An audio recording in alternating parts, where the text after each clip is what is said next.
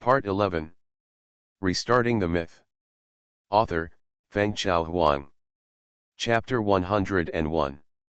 Flap, Flutter. Wayne flapped his 3 pairs of green wings, and saw from afar that the sky above Bart Manor was gloomy and ominous, and the last bit of luck in his heart was completely extinguished. It's too late. The evil god has completed his descent. Little guy, you're chasing me. The evil god was suspended in the air, waving his dragon wings freely and unrestrainedly. He was very fast in the air, and it was several times easier than Wayne. Thinking of the miserable defeat that had just been pressed to the ground, the evil god couldn't help but feel angry, but at this time he didn't take Wayne seriously. There were still a group of ownerless beliefs waiting to be harvested, and the law of death is indeed tricky, and in a sense it restrains his blood law. Hegemony is at hand, and revenge is not urgent. The evil god gritted his teeth, and the most urgent task was to occupy the name of the sea god and win over the ownerless beliefs. He raised one arm, and several blood arrows rose from the villa. The blood came from members of the Bart family, such as the eldest son Hayden and the second son Stewart. There was a clause in the deal between Myron Bart and the devil. Regardless of success or failure, the devil must let go of the blood of the Bart family and end the nightmare that plagued the successive heads of the family. The evil god agreed at the time and expressed his willingness to fulfill the terms. He just didn't tell Myron Bart that the first head of the Bart family who signed the contract had already sold all the blood descendants to him. Therefore, the evil god did not break the contract.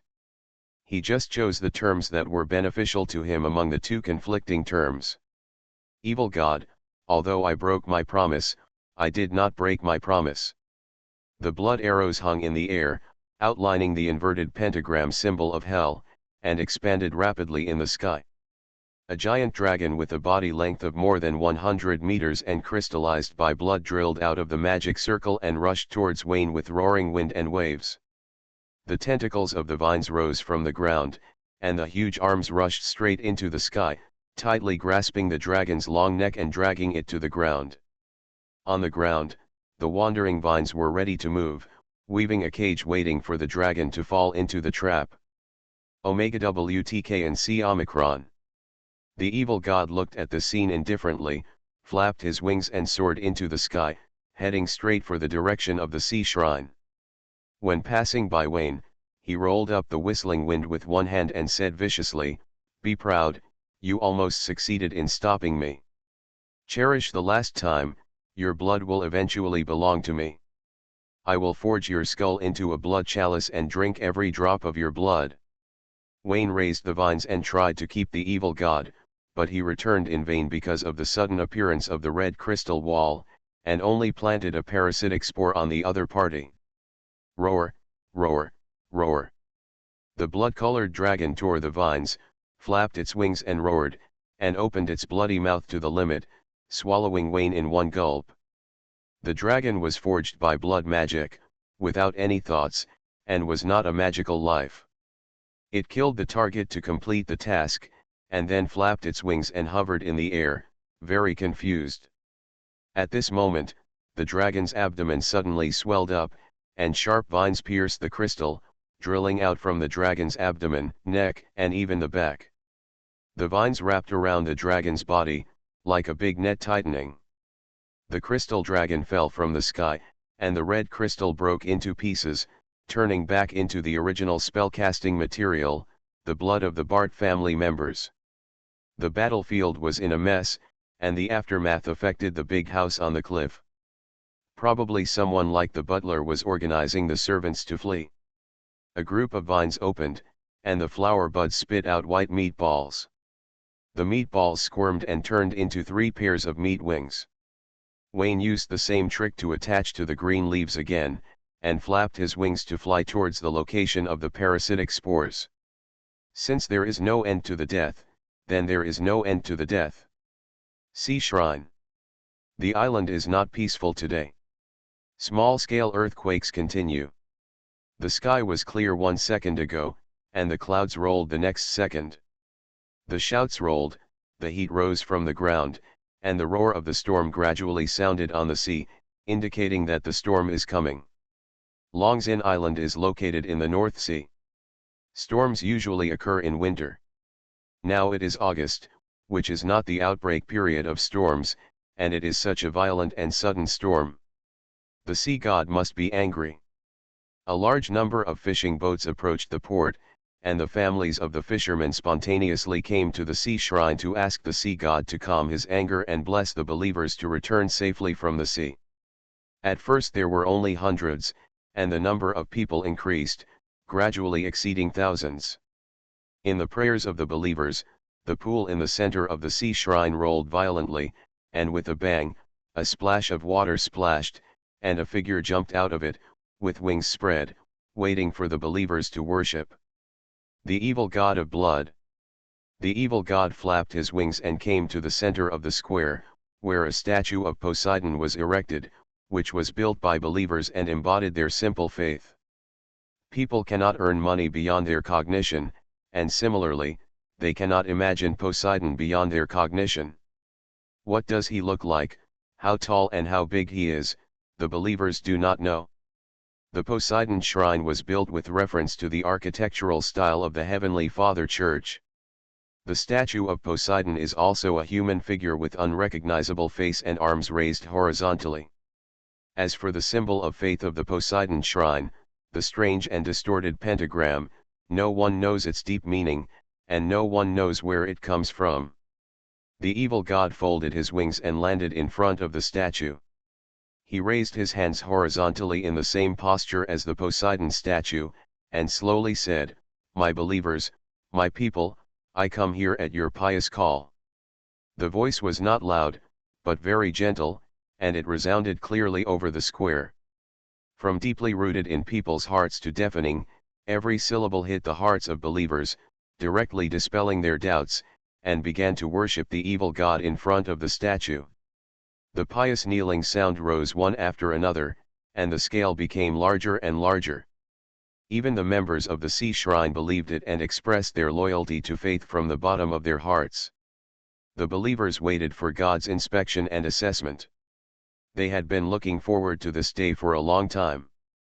The light that could not be observed by the naked eye was transferred from the statue and absorbed by the evil god with open hands. He closed his eyes and moaned with pleasure, muttering to himself, "Pure faith without asking for anything in return, incomparable deliciousness, much more delicious than those greedy guys." The evil god couldn't help laughing out loud. With the help of faith, his power grew again. At the same time, his mind became clearer than ever before. Unlike the muddle-headedness of hell, where there was a strong desire for destruction all day long, he gradually understood everything and gradually saw the world clearly. Pure faith is indeed the most precious treasure in the world. No wonder they want to paint themselves perfect. The evil god swept over the people kneeling around him. At some point, these simple believers had red eyes, heavy breathing, and twisted facial features exuding bloodthirsty desires. He. The evil god laughed loudly. As expected of his believers, they mastered the true meaning of blood so quickly. But it's not enough. The invisible force field spread through the body and spread rapidly along with the evil god's laughter. The bodies of the islanders inside the force field swelled, and unconsciously growled in their throats. The green scales tore their clothes and turned into bipedal crocodiles. Go, my people, chase the bloodthirstiness in your heart, chase your most primitive desires. The evil god raised his arms, and his voice overwhelmed the whistling wind and overwhelmed the blood-red lightning in the dark clouds. Rightward arrow. Under this bloodthirsty stimulation, the crocodile monsters roared continuously and rushed out of the sea shrine. Buzz buzz buzz. A strong light split the cloudy sky, pulling the sun down from the sky. The warm sun was like hot oil, stinging the eyes of the crocodile monsters, burning the scales on their bodies, and making them wail miserably. The knight in armor came with a long sword in his hand. Under the sun, the armor faded away the rust and shone again. The blurred lines on the armor gradually became clear, and the fire of thought imprinted on the armor rose in an instant, revealing the knight's amazing holy face. The nose bridge is high, the eyes are like torches, the contours of the facial features are elegant and deep, and the long golden hair flutters, revealing long ears like an elf. The Knight of the Sun Goddess. The evil god raised his eyebrows, not understanding why there are always people jumping out to stop him, especially this time. A knight who has been dead for many years, dares to block the way with only a trace of thought left. The little knight is ridiculous. The knight's target was not the evil god. She came to chase the dragon blood. Looking at the whole place, the evil god happened to have dragon blood flowing in his body. The knight's armor stepped forward and sprinted. The short acceleration was as fast as teleportation. The light jumped above the evil god, and the knight's long sword slashed down. Ding! The evil god held the blood crystal in his hand and turned it into a strangely shaped sword blade to block. The two weapons collided. The evil god, blessed by dragon blood, retreated again and again, and directly smashed the statue of the sea god behind him. The evil god plowed the ground with his feet, marveling at the knight's strength, but that was all. His thinking had changed. Not to mention a dead knight, a few more living ones could only watch him do whatever he wanted. The knight stepped and swung the long sword continuously. Each move was powerful and heavy, and went straight to the heart of the evil god. The latter gradually got used to the knight's strength, accurately grasped the gap between the changes, and the blood-colored sword blade pierced the knight's face. The knight's body turned into light spots and scattered, disappearing together with the armor. After reorganization, he came behind the evil god and chopped down heavily with both hands holding the sword. The evil god was surprised. He blocked the sword with the horns on his head, stepped back, and looked at the female knight in front of him again. It's a very old armor. I remember the patterns on it. It's a relic of the last era. You are a good opponent, but it's a pity that you died too early and came too late. The evil god said regretful words, and the two horns on his forehead condensed red light, hitting the knight who didn't react in time, blasting him out of the sea shrine and smashing him to the ground. After landing, the knight's armor slid along the ground until one foot stepped on her shoulder to help her stop. Wayne looked down at the ghost knight under his feet. It was translucent, so it was a ghost, but what was the matter with the strong sunlight? Your Excellency is quite wild. The female knight stood up with a sword, never saying a word. She ignored Wayne, didn't even look at him, and mechanically walked towards the sea shrine, only knowing to chase the dragon blood and fight. Behind Wayne, Veronica whispered a few words, explaining the cause and effect. They found the knight's armor in the underground river, and the latter was awakened by Willie's sun magic. According to the description on the mural, the female knight is one of the 9 dragon slayers. Mural? What mural? Wayne only understood half of it. Did he miss something? Didn't he see this mural? Willie looked at the female knight with shining eyes, took a deep breath, and made a vow. She is the knight of the goddess, and I will become a dragon slayer like her in the future. Bang! He was hit by a knife. Wayne looked at Willie speechlessly. He had grown so much in vain, and he didn't think about what he said. He also wanted to slay the dragon and kill the dragon without armor. Did he say it? Fortunately, it was not a big problem. For the sake of friends, Wayne decided to let Willie hold down the dragon's hands when slaying the dragon. Boom! The golden light flew backwards and slid along the ground for a distance. Wayne braked again to help the female knight stop. It can be seen that the evil god is so powerful that it is unbelievable. He is simply playing with the female knight. Wayne weighed his own weight and the result was not very good. Unless he could pull out the shadow nightmare, the lovers would end up in the grave. Today, he could only die with Veronica and Willie. The female knight did not charge blindly this time. She knelt on one knee and inserted the long sword upside down, as if preparing some big moves. Her body gradually became transparent to a little dark, and continuously absorbed the surrounding sunlight. Willie was fascinated by it and turned into a little light man. Like a power bank, she transformed all her magic power into the sun and sent it into the female knight's body. The evil god flapped his wings and floated above the sea shrine, looking at the trapped beast below with a playful look, waiting for whether there would be any surprises. Too stable. So stable that he couldn't lose even if he let the water go. I really can't think of any reason to fail today. Wayne remembered that there was a small eyeball representing the sun on the Book of Greed, which did not open like nature or death, but if he forcibly converted magic power, the light he created would definitely be more than Willie's. Maybe he could give it a try. Wayne's mind was spinning fast, using the limited conditions around him to think about various tactics. As he was thinking, he suddenly froze in place, staring at the evil god in the sky with his eyes wide open. To be precise, he was looking at the back of the evil god. Veronica and Willie also opened their mouths wide, and even the female knight with an unchanging expression could not help but show a look of surprise at this moment. The evil god sneered, "An old trick, trying to trick me back, it's ridiculous, even if I'm fooled, what can you do?" As he said, he pretended to be fooled and turned his head to look over. This look shocked him in place. The dark clouds on Dragonheart Island cast a black sky at some point, and the twisted dark light rose from the broken statue of Poseidon, covering the sky and the earth, rendering the endless starry sky, as if the door of truth had been opened. In the endless starry sky, a line of sight descended, and the terrifying thought made the evil god tremble and dare not resist. Ancient god. Why is there an ancient god here? The evil god's mind was extremely terrified. When he thought that he had stolen the ancient god's faith, his body could not stop trembling. He only hoped that the description in the ancient book was correct.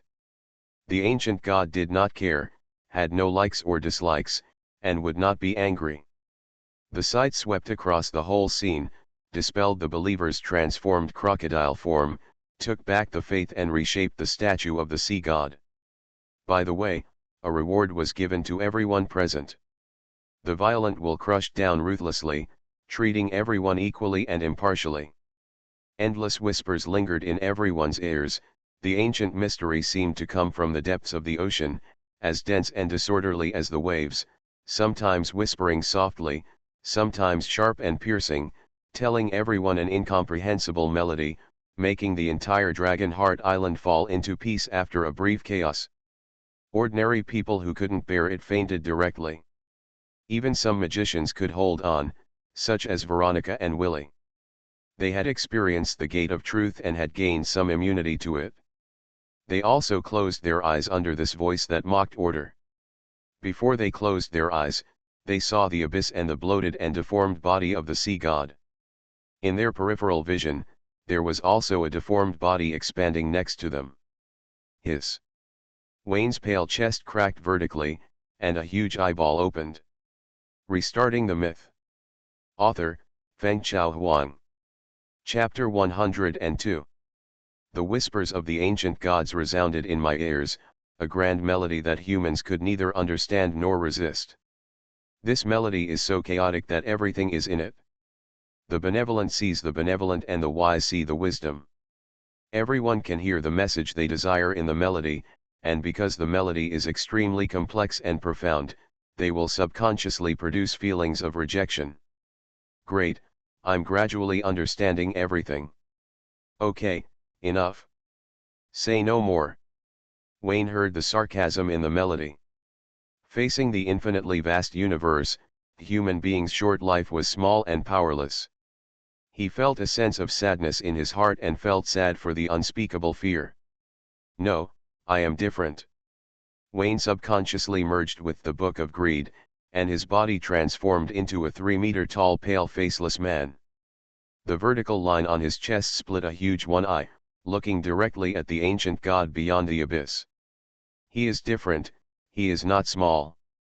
Beyond the endless starry sky, the ancient god's bloated and deformed body sluggishly sluggish, slowly leaning forward as if to get a clear look. One by one, The wriggling tentacles climbed until they filled the entire black sky. Accompanied by an indescribable ancient sound, the ancient god's body faded away. The distorted light converged on the statue of Poseidon, the roaring wind and waves gradually subsided, and the undulating sea became calm. The warm sunshine shone down and everything was back to before the storm, as if nothing had happened.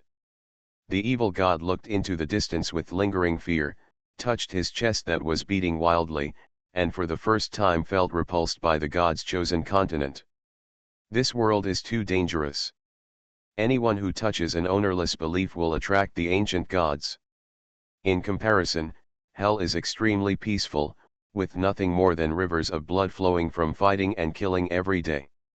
After narrowly escaping from death, he couldn't help but scream in the sky. The ancient book was right. The ancient gods really didn't care. Even if they stole the other party's faith, the other party would still not be happy or sad. After a brief period of ecstasy, the evil god fell into entanglement again. The ancient god never looked at him from the beginning to the end. He regarded him as a mortal, like an ant, so small that he was insignificant. It can't be said that the ancient god still treated him somewhat differently. When he treated everyone equally, he bypassed the evil god and did not whisper in his ear, "You kid doesn't deserve candy." The evil god was torn and happy at the same time, and his mood was extremely complicated. He wanted the ancient god to treat everyone equally, but he was afraid that his body would be overwhelmed. He wanted the ancient god to look at him one more time, but he was also afraid that the other person would fulfill his wish and actually look at him. It doesn't work either this way or that way, and it feels very uncomfortable even if it doesn't work. The arrival of the ancient god proves that the sea god does exist. Perhaps the ancient god is not the sea god and does not care about the so-called belief. It is just the spontaneous belief of the islanders that accidentally touches the summoning ceremony. But the ancient god has indeed arrived, and the belief of the sea god has been eliminated. The opponent marks. It's not a good place to stay for a long time. The evil god turned around and left. The ancient god lightly took back the faith of the sea shrine into the statue. The evil god lost the blessing of his faith and his strength shrank significantly. He did not dare to offend the ancient god for the second time, and was ready to change his place to pretend to be a god and ghost again. He didn't have the guts to continue looking for an ownerless faith to replace it, and planned to develop his own faith honestly, like those great and upright gods. He had no choice before, but this time he wanted to be a good god. The pale moon, the dusk sun, and the master of nature, which were once synonymous with terror, can be whitewashed. There is no reason why he can't.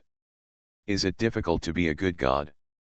Just as he was thinking about it, a strong ominous aura came from behind him.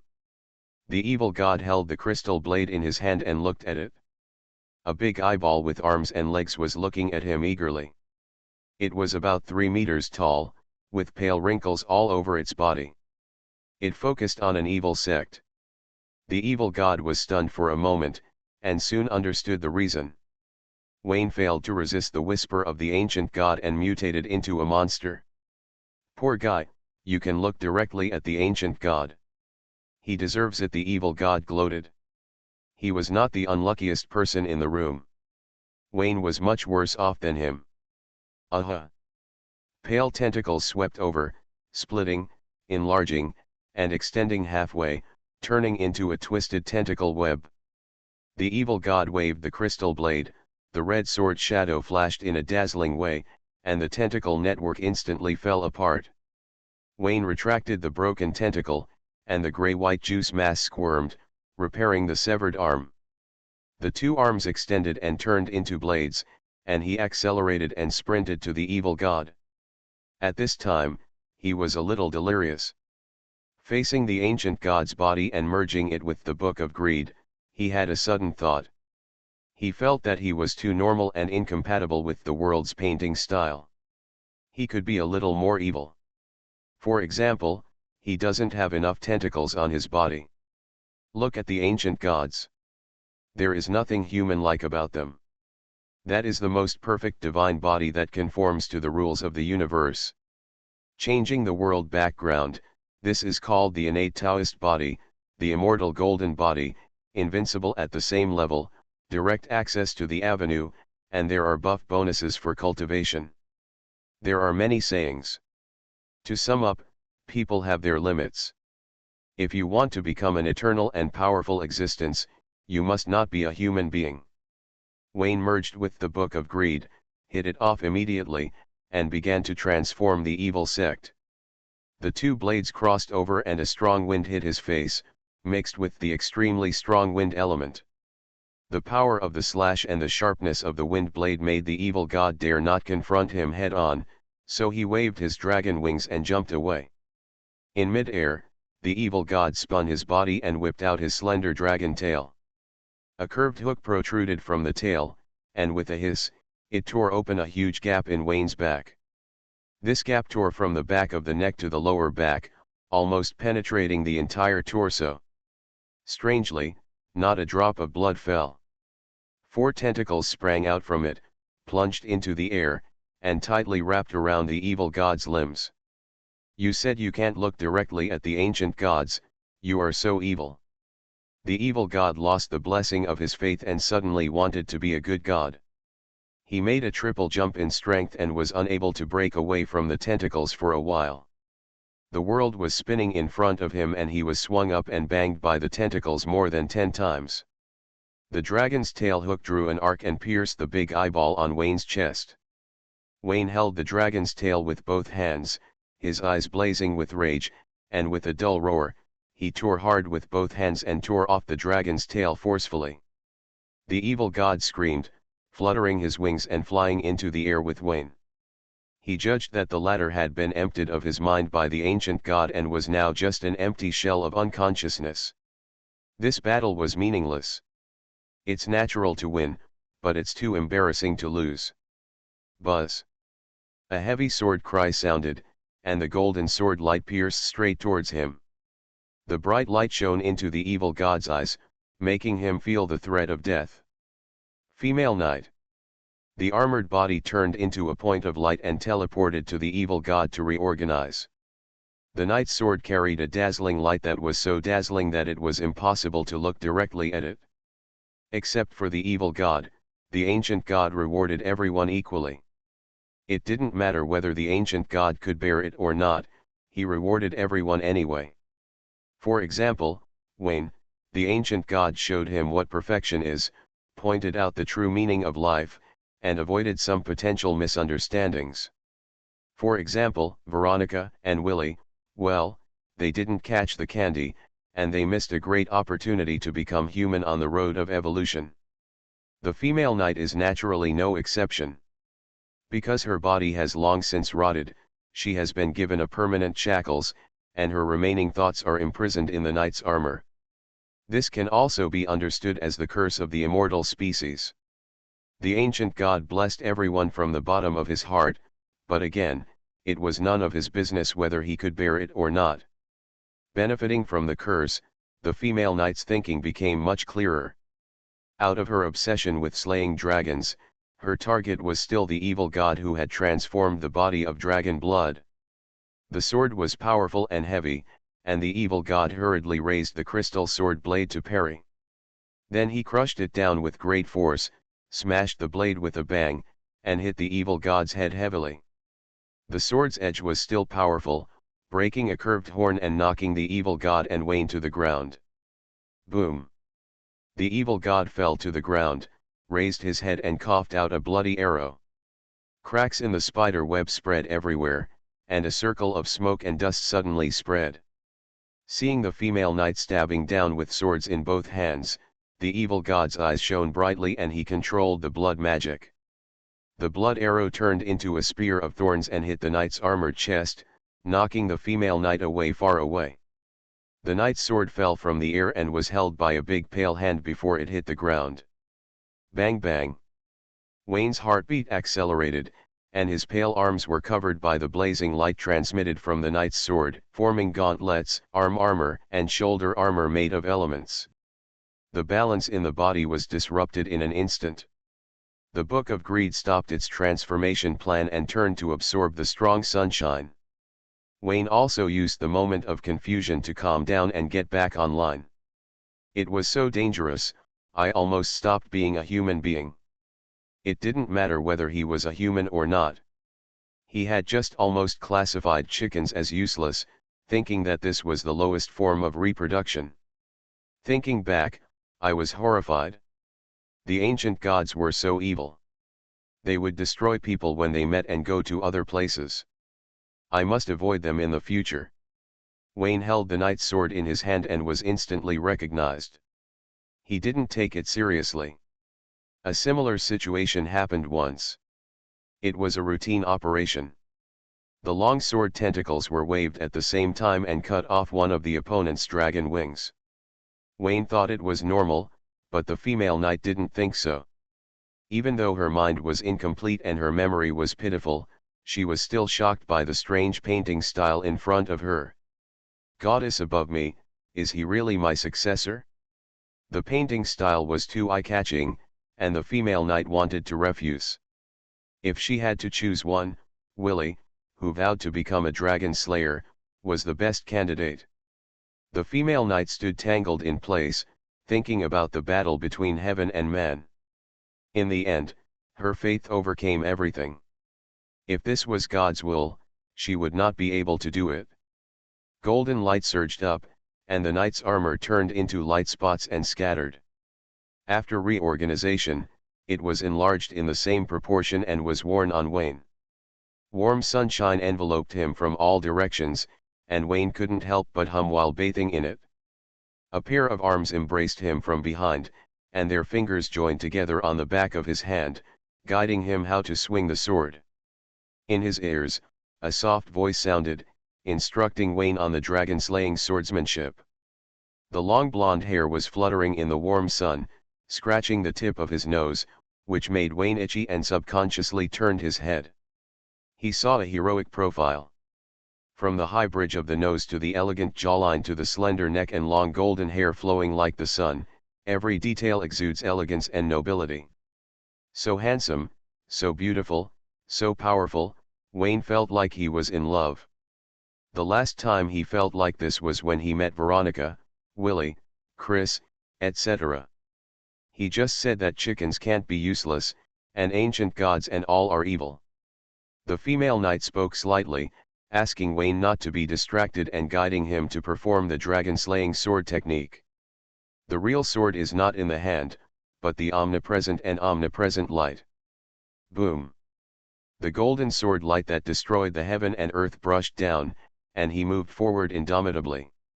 The bright light burned the air, twisted the fog, and seemed to split the space in half.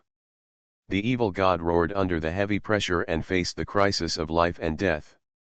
The bloody air surged instantly, manifesting the blood totem of hell in the air. The totem projects a vast ocean of blood, vast and magnificent, and like bloody magma, violent and fiery.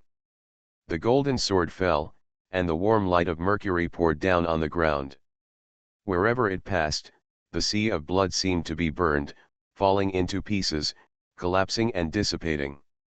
Amid the evil god's roar, the blood totem was flattened and scattered by the light.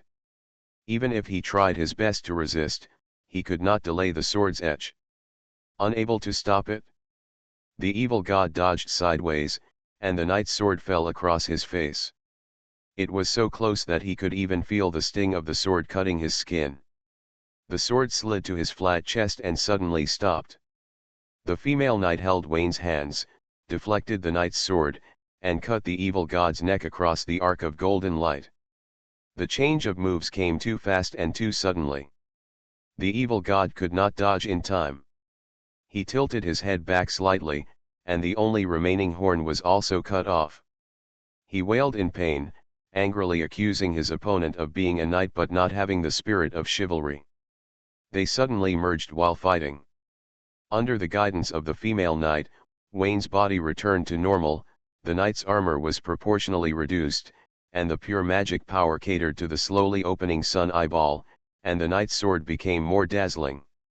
The slashing blows smashed the blood sea totem used by the evil god for defense again, and then several consecutive heavy blows chopped the evil god into pieces, and the dragon features on his body, the dragon wings, dragon tail, and dragon horns were all chopped off.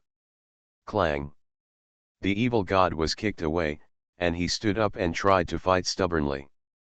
The knight's sword was close to his neck, and he dared not move immediately. Believe me, I am really a god. The reason why I lost to you is that my thoughts cannot be fully descended. Give me a chance. I had no choice in hell before, and now I want to be a good person. The knight's sword did not move. Wayne ignored the evil god's nonsense. The devil's lies were less reliable than his diary.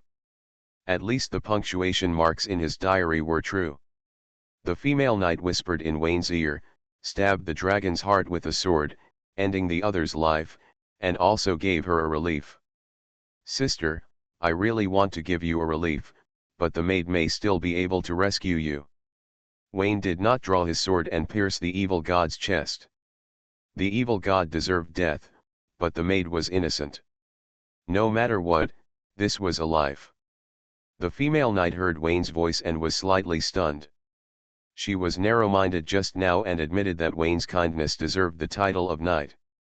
She held Wayne's hands and inserted the knight's sword upside down into the ground. She knelt on one knee, put one hand on her chest, and guided the sunlight into the knight's sword. This shape looks very much like loyalty. The evil god probably lost his faith and was frightened by the ancient gods. He was a little bit not very smart. He mistakenly thought that he moved Wayne, not only escaped a disaster, but also instigated a knight to pledge loyalty to him. The evil god was no longer sleepy immediately. He patted the dust on his body and stood up, straightened his back and waited for the knight to swear. Boom! The light spread on the ground, and a gorgeous and complex sun totem was built with the knight's sword as the center. The strong light rose to the sky and enveloped Wayne and the evil god at the same time. People's physiques are different.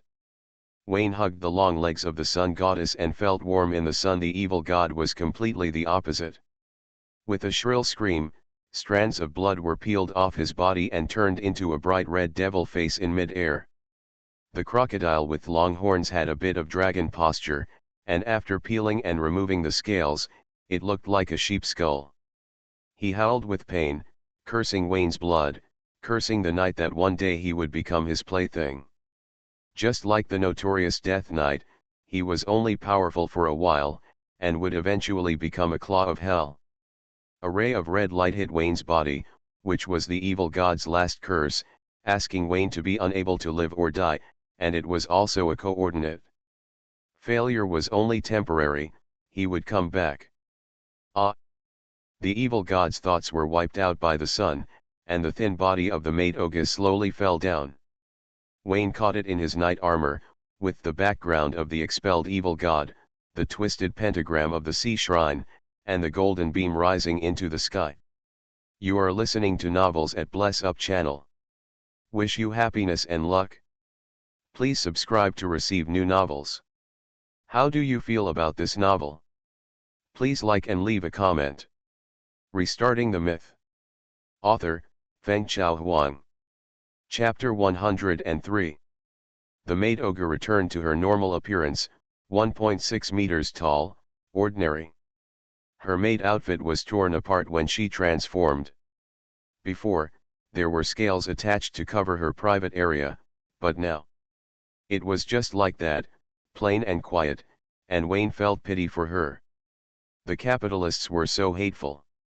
Look at how hungry the children were. They couldn't even give them a mouthful of milk. Starving this generation was not enough, and they wanted to starve the next generation.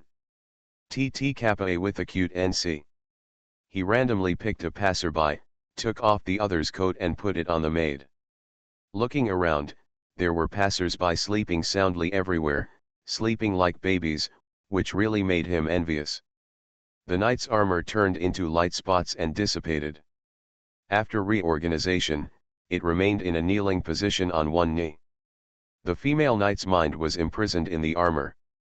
She thought she would be freed, but she was not. Even if the dragon blood was eliminated, she still couldn't close her eyes. It was very bad. Looking at the bright side, she found a suitable successor, and coached him to become a new knight, which was worthy of the goddess's favor. Clang! Armor picked up the long sword and followed Wayne step by step. Wayne had less cloth on his body than the maid. In broad daylight, especially with an elegant big sister following behind him, he felt ashamed after just 2 swayings. He carefully selected a pair of pants, took them off and put them on himself. Knight Armor's steps paused. Bullying innocent people without weapons was not the spirit of a knight. "Child, what's your name?" "Hey, you can talk." Wayne looked at the ghostly female knight, curious about what she was now, a back spirit, a ground-bound spirit, or a weapon spirit big sister. "Wayne, what is your name?" The female knight thought seriously, and shook her head silently after a while. She had little thought left and could no longer remember her name. "Then call me Valkyrie. Tell me when you think of your own name." Wayne shrugged and gave the female knight a temporary nickname. Valkyrie is the Valkyrie, wearing shining armor, which fits the image of the female knight in his mind. The female knight nodded, calmly accepted the code name, and tried to recall the past, trying to remember her real name. "Wake up, the sun is shining on your butt." Wayne squatted beside Veronica and patted her face. Seeing that she frowned as if she was unhappy, he pinched her face again. He. It feels good." The knight's sword was handed over from behind, reminding Wayne to pay attention to his words and deeds. They are knights, and their words and deeds must abide by the spirit of chivalry. "You are too subjective. Veronica likes to be pinched by me. She feels uncomfortable if she doesn't pinch a few times a day," Wayne whispered. August 22nd. 2 days had passed since the evil god descended. That afternoon, the islanders woke up slowly. They didn't catch the candy of the ancient god, and there was no lucky person who understood everything. They also forgot this memory. Then they played music and danced, and went back to their homes, and worked as usual the next day. Some situations that could not be explained by common sense, such as the mess in front of Bart's manor and the collective disappearance of Bart family members, were all attributed to the earthquake. The Bart family made a deal with the devil, and all the blood descendants on Dragonheart Island became sacrifices. The family had no one to speak for it, and it was about to collapse without a leader. A detective named Kerr temporarily stabilized the situation and barely helped the workers keep their jobs. What would happen to the Bart family in the future, whether it would change its name, Kerr could not help. He did not take the opportunity to cheat the black, which was already a manifestation of extremely high moral quality. Kerr was looking for a maid, but he didn't find her. He went to find Wayne, but still didn't see a ghost. He guessed that Wayne took the maid away and was unwilling to meet him. Knowing that Wayne might be hiding in the underground sewer, he chose to leave Dragonheart Island. No hurry, they are all from London, and they are all registered in the White Glove Association. There will be plenty of opportunities to meet in the future. Underground sewer. The elemental dragon destroyed everything and turned the underground sewer network upside down. Whether intentionally or unintentionally, the magic circle that reshaped the dragon blood was not destroyed. The dragon blood was still precipitating, and the last trace of the aftertaste was squeezed out, brewing 3 or 5 drops. The size of a mouthful of spit. Wayne wanted dragon blood and tried to integrate it into himself, but gave up the idea under the vigilant gaze of Valkyrie. The look of the female knight was secondary. If he could transform into a dragon blood boy, Wayne didn't care what she thought. He worked hard to fight monsters and deserved the reward. He gave up because of his physique. His potential was higher than dragon blood, and integrating dragon blood ended in failure. It is not so easy for ordinary people to integrate dragon blood. If they are not careful, they will be burned to ashes by the hot dragon blood. The church has a ritual of inheritance, the evil god has blood magic, and Wayne uses the Book of Greed. Book of greed, take it away, everything will only hurt you, don't be so greedy. Wayne sighed and looked at the golden saliva helplessly. He called Veronica over and took the initiative to send the benefits. Someone said that even a piece of toilet paper and a pair of underwear have their own uses. Dragon blood is such a precious treasure, there is no reason why it cannot be compared with a piece of toilet paper. Wayne refused to waste it and started to attack the female college student. You have dragon blood, which is also dragon blood. Maybe it can come in handy. Veronica, I am very happy that you can come to Dragon Heart Island, and I also hope to help you very much. That earnest and solemn look, as if what she was sending was not dragon's blood, but a proposal ring, which made Veronica squirm on the spot, struggling for a long time without even nodding. Veronica is polite and indifferent to outsiders. She is a condescending young lady who only shows her true side in front of her own people. The way to show affection is also very simple, through physical interaction.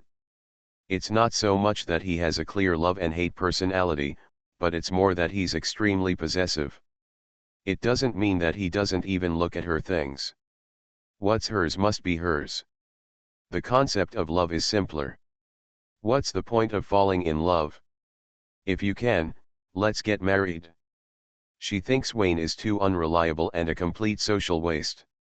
If he gets married, he will definitely cheat on Willie and maybe his senior sister. It's okay if you don't want this dragon's blood.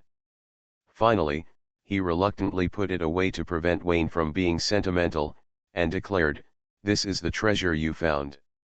I will keep it for you first. When I return to London, Mother may have other ideas." Veronica's idea is simple, leave it to Siffy, who may be able to help Wayne inject dragon blood. It's good. Wayne is stronger and feels better when he hits. Unlike Mr. Landau, when he was beaten by his mother. Wait a minute, why are you thinking about this? Veronica's mind was in confusion, and something happened when she was receiving the dragon's blood. The moment she got close to the dragon's blood, her heartbeat accelerated wildly. The blood in her body stimulated the dragon's blood through the air, causing spontaneous combustion. The flame turned into a dragon's claw to capture her, and the dragon's blood inside was purified by the heat of the dragon's blood outside. This process is different from the evil god controlling the body of the alienated maid with dragon blood. According to most magicians, this process is called evolution. Veronica was bathed in the flames and unable to move. All her clothes were burned away by the flames. She was speechless and couldn't even move a finger. She could only watch Wayne opposite her looking at her. "Veronica, are you okay?" Wayne stopped. The change was so sudden that he didn't have any time to react. It really scared him at first. "Now. W." Wayne stared straight ahead, showing a clear conscience. It was just an accident, and he didn't want it to be like this. In addition, the female college student had just given him a wave of favorable impressions, and now the female college student had given him two more favorable impressions. They had a clear understanding of each other, and they both went to the right place. "Pervert, why are you staring so big?" Veronica glared at Wayne, wanting to punch the pervert to death. Seeing how shy she was, Wayne narrowed his eyes following her thoughts. After a moment, Wayne suddenly understood, raised his hand and stared at his palm. Referring to the real thing, he figured it out. The delicate touch of playing the hand belongs to Chris, not Veronica or Willie. Thinking about it, it's right. Only the senior sister can support such a big scene. Willie is a little behind, and Veronica is even worse. These two still need to be supported. They have potential that has not been realized, and they need someone to guide them. "How do you feel? Why don't you say anything? Blink if it hurts." Wayne tried to get closer to the flames. The heat was overwhelming, and it was definitely not a high temperature that humans could bear. He frowned and asked Veronica how she felt, blinking if she felt any discomfort. Veronica blinked desperately, telling Wayne to leave quickly. "Don't worry, your situation is a bit complicated. I'll ask a few more questions, otherwise I won't worry." The two of them talked in the blink of an eye, and Wayne repeatedly confirmed that the other person was fine and even very comfortable, and then turned around and left in 3 steps. It's time to claim his reward.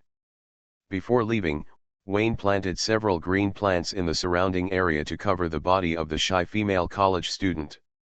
After all, she was a girl and there were no obstacles at all, so she would definitely be embarrassed. "If a pervert sees it all, where can I go to reason with you? Don't worry, my eyes are connected to these plants. I will always pay attention here. As long as I am here, no one can break in." Wayne pointed to his eyes and then to Veronica, indicating that the other party was here. "He can be trusted at all times. Go to hell. Go to hell. Go to hell." Veronica glared angrily, vowing to beat society's trash and these damn trees to death once she could move again, and moved her eyes away. 20 meters away, next door, a knight in armor holding a wooden stick in his hand was teaching the dragon-slaying swordsmanship to Willie. This was what Whaley requested. She was not kidding, she was determined to become a dragon-slaying warrior. Valkyrie has great senses for Willie. If the goddess hadn't chosen Wayne, she would have imparted everything about herself to Willie. Even now, the heir somewhat lacked the spirit of chivalry and was more euphemistic about justice. Just in case, Valkyrie did not put the eggs in a basket, but grabbed them with both hands and took Willie with him. One is willing to make friends, the other is willing to learn, and the dragon-slaying swordsmanship has been passed down. It turns out that when you were still working hard, I always thought you were just a salted fish. Wayne was greatly puzzled. If there was no market, there would be no killing. God's chosen continent couldn't produce a dragon from top to bottom. Why was Willie so obsessed with dragon slaying? He was bullied too much by Veronica and learned how to slay dragons to take revenge? That's not right, it's Whaley who stirs up the flames every time. She just needs to shut up if she doesn't want to get beaten. Having said that, Wayne is also obsessed with dragon-slaying swordsmanship. He learned the superior riding skills from Yulia and can show off 108 riding methods on the undead war horse. However, his swordsmanship has not improved, only can do some simple sprinting and slashing. It's okay to torture minions, but against powerful characters. Dark Knight? The figure of the Dark Knight emerged in Wayne's mind. The mortal enemy of the Life Alliance in London, and also the most terrible enemy of the Church of Nature. Her teacher, as the High Priest of the district, has always been particularly wary of the Dark Knight. The Church of Nature and the Dark Knight will eventually fight. The teacher treated him well, and he could not turn against the Dark Knight at the last minute, abandon the light and join the dark to worship the Dark Knight as his adoptive father. The dragon-slaying swordsmanship might come in handy at a critical moment. Under the cover of the teacher, he took the Dark Knight's life with one sword. A happy ending, everyone is happy. Wayne likes happy endings, hates tragic endings the most, and is willing to pay more sweat for this. A ray of red light flashed in his eyes, and a blood-colored crystal long stick condensed in his palm. He knocked away the messy Willie with his buttocks and rushed towards Valkyrie head-on. The female knight's sword moved slowly, mainly teaching swordsmanship. After 2 moves with Wayne, she pressed down the crystal long stick and asked him why he always held the sword with one hand. "Keep one hand to hold the gun," Wayne replied seriously. On the side, Willie suddenly realized and said she had learned something again. Valkyrie had been sleeping for too long. She was a relic of the previous era and had no concept of firearms. Seeing this, Wayne took out a pistol from a suitcase beside him and demonstrated it in front of her. He hummed and hawed and gestured with a famous long stick with one hand. Within 7 steps, he suddenly raised his hand and shot Valkyrie. The bullet passed through Valkyrie's translucent head and hit the rock wall behind, leaving a stunned expression. "How is it, Night Teacher, isn't it amazing? Wayne is awesome." Not bad, I can be even better. Winky face. The female knight was furious and reprimanded the two knight students who were not doing their jobs properly. How could they learn swordsmanship well if they were distracted? Pistols and the like were all heresy. A real magician should use a sword. Knight, times have changed. Wayne complained in his heart that the knight teacher's set was outdated. He dared to boldly predict that the magicians of the future would enchant aircraft cannons and hold anti-material sniper rifles. Guns hit the door. The destructive power of hot weapons has exceeded the output of the silver mage, and the gold mage can't take a few hits from the front. Holding on to the old ideas will only be beaten to death on the shore by the tide of the times. Thinking of this, Wayne talked about the Dark Knight again. If he set up a buffet, smashed the cup as a signal, and ambushed 500 Gatling gunners, how would the Dark Knight respond? There is a way. At the port of Dragonheart Island, the private cruise ship of the Landau family docked. Several people walked off the cruise ship. Austin stepped onto Dragonheart Island with a dark face, with two beauties around him, one with short blonde hair, and the other with short blonde hair. A few days ago, Veronica disappeared. When Austin knew where she was, he was heartbroken. How could you send her like this? Your mother wasn't so active back then. Veronica just followed Wayne to Dragonheart Island, which Austin could still tolerate. But after Kerr returned to London and wrote the cause and effect in the report of the White Glove Association, Austin couldn't sit still. Wayne is also missing. What good can Wayne do when he is missing? Austin used his feet to even the fingers could guess that he hurriedly contacted Sci-fi and rushed to Long's Inn Island by boat as quickly as possible. At this time, Austin only hoped that everything was still in time. The pretty boy was like him, and was punched out of the house when he pounced. When getting off the boat, he glanced at the north of Long's Inn Island. According to the schedule, the King Kong crew was filming in the jungle. I think with the charm of a big star, he has already done things on the cruise ship. It happened that my wife and daughter were there, so I took this opportunity to expose the true face of the pretty boy. Unexpectedly, I arranged it for her. Restarting the myth. Author, Feng Chao Huang. Chapter 104. Asshole, stand there and don't move, don't go anywhere. Veronica's roar echoed in the underground sewer. Diamond suit, diamond suit, diamond suit, diamond suit. The camera zoomed in, clothes, shoes and socks were placed on the suitcase, and Veronica put them on in an orderly manner. She was meticulous throughout the process, fast but not messy. She fastened every button, pressed the wrinkles to ensure that the two sides of the collar were even, and did not forget to put up her messy hair. On the opposite side, Wayne just stood there, not going anywhere. The main point is to be obedient. Veronica's evolutionary journey lasted only 2 hours and ended. The flames dissipated, and she regained her ability to move, and immediately removed the eyeliner of the pervert. Wayne came in the second time and took Veronica's suitcase. The latter saw that the pervert not only did not run away, but also took the initiative to come to die, and raised his fist to hit him. Wayne presented facts and reasoned that the current situation was out of control, so don't worry, put on your clothes, and you can have more shots after you are dressed. Be obedient, I won't go anywhere. I'll wait for you to put on your clothes and let you hit me without fighting back. Veronica covered her chest with one hand, thinking that it was indeed the truth. How could you hit someone naked? This was not revenge, but a benefit. She glared at the pervert and told him to wait for the beating, and quickly put on her clothes. Wayne admired the beauty of the female college students wearing clothes and shook his head with regret. He thought he could watch for 2 more days, but no, he thought that such a precious treasure as dragon blood would not be digested by Veronica in 3 or 2 days, and the evolution would take a long time. Never expected that the work of sharpening a sword would end. It was a bit perfunctory. Wayne felt sorry for Veronica. The remaining dragon blood was too little. More than 99% of it was used by the evil god as a spell material to summon the evil dragon.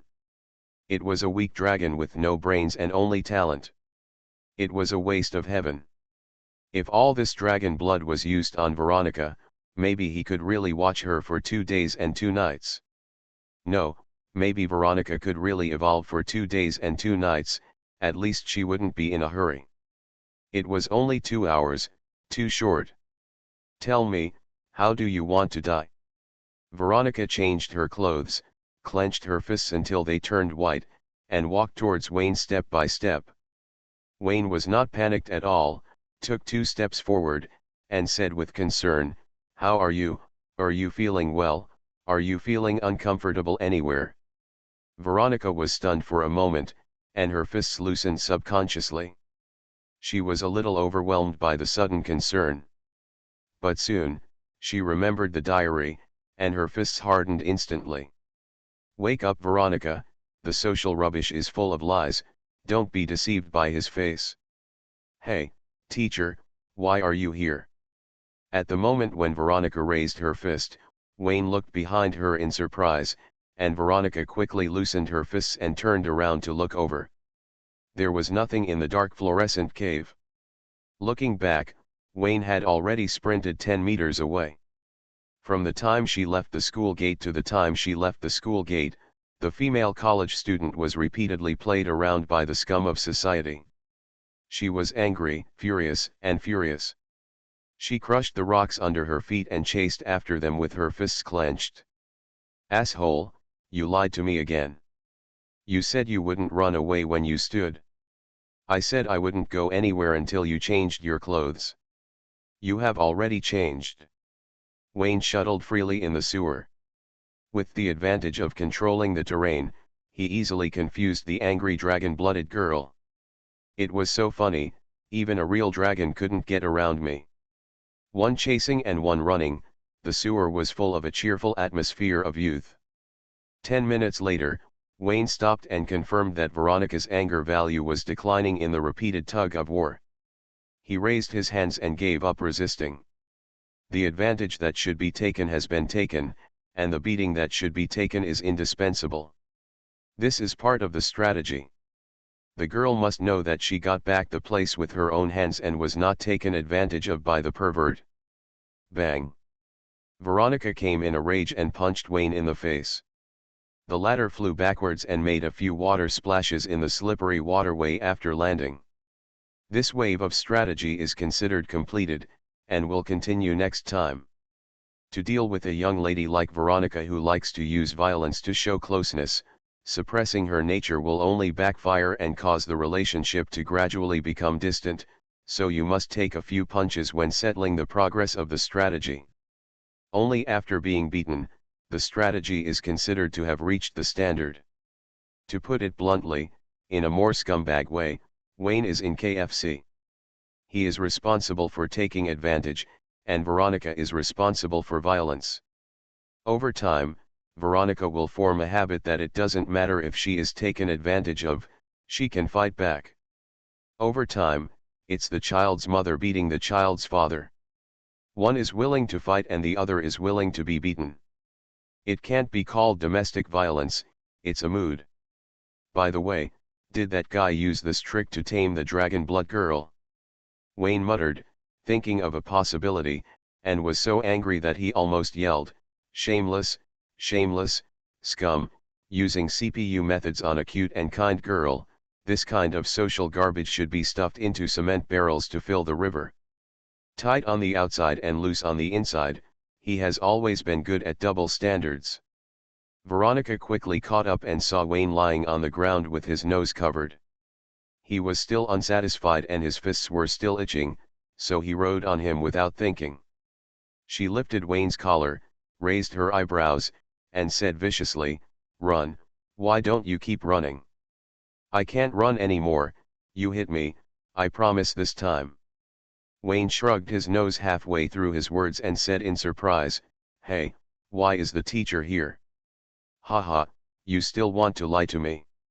Veronica was furious and punched Wayne in the face. There should be a limit to looking down on people. The same method was used twice. Did he really treat her as Willie?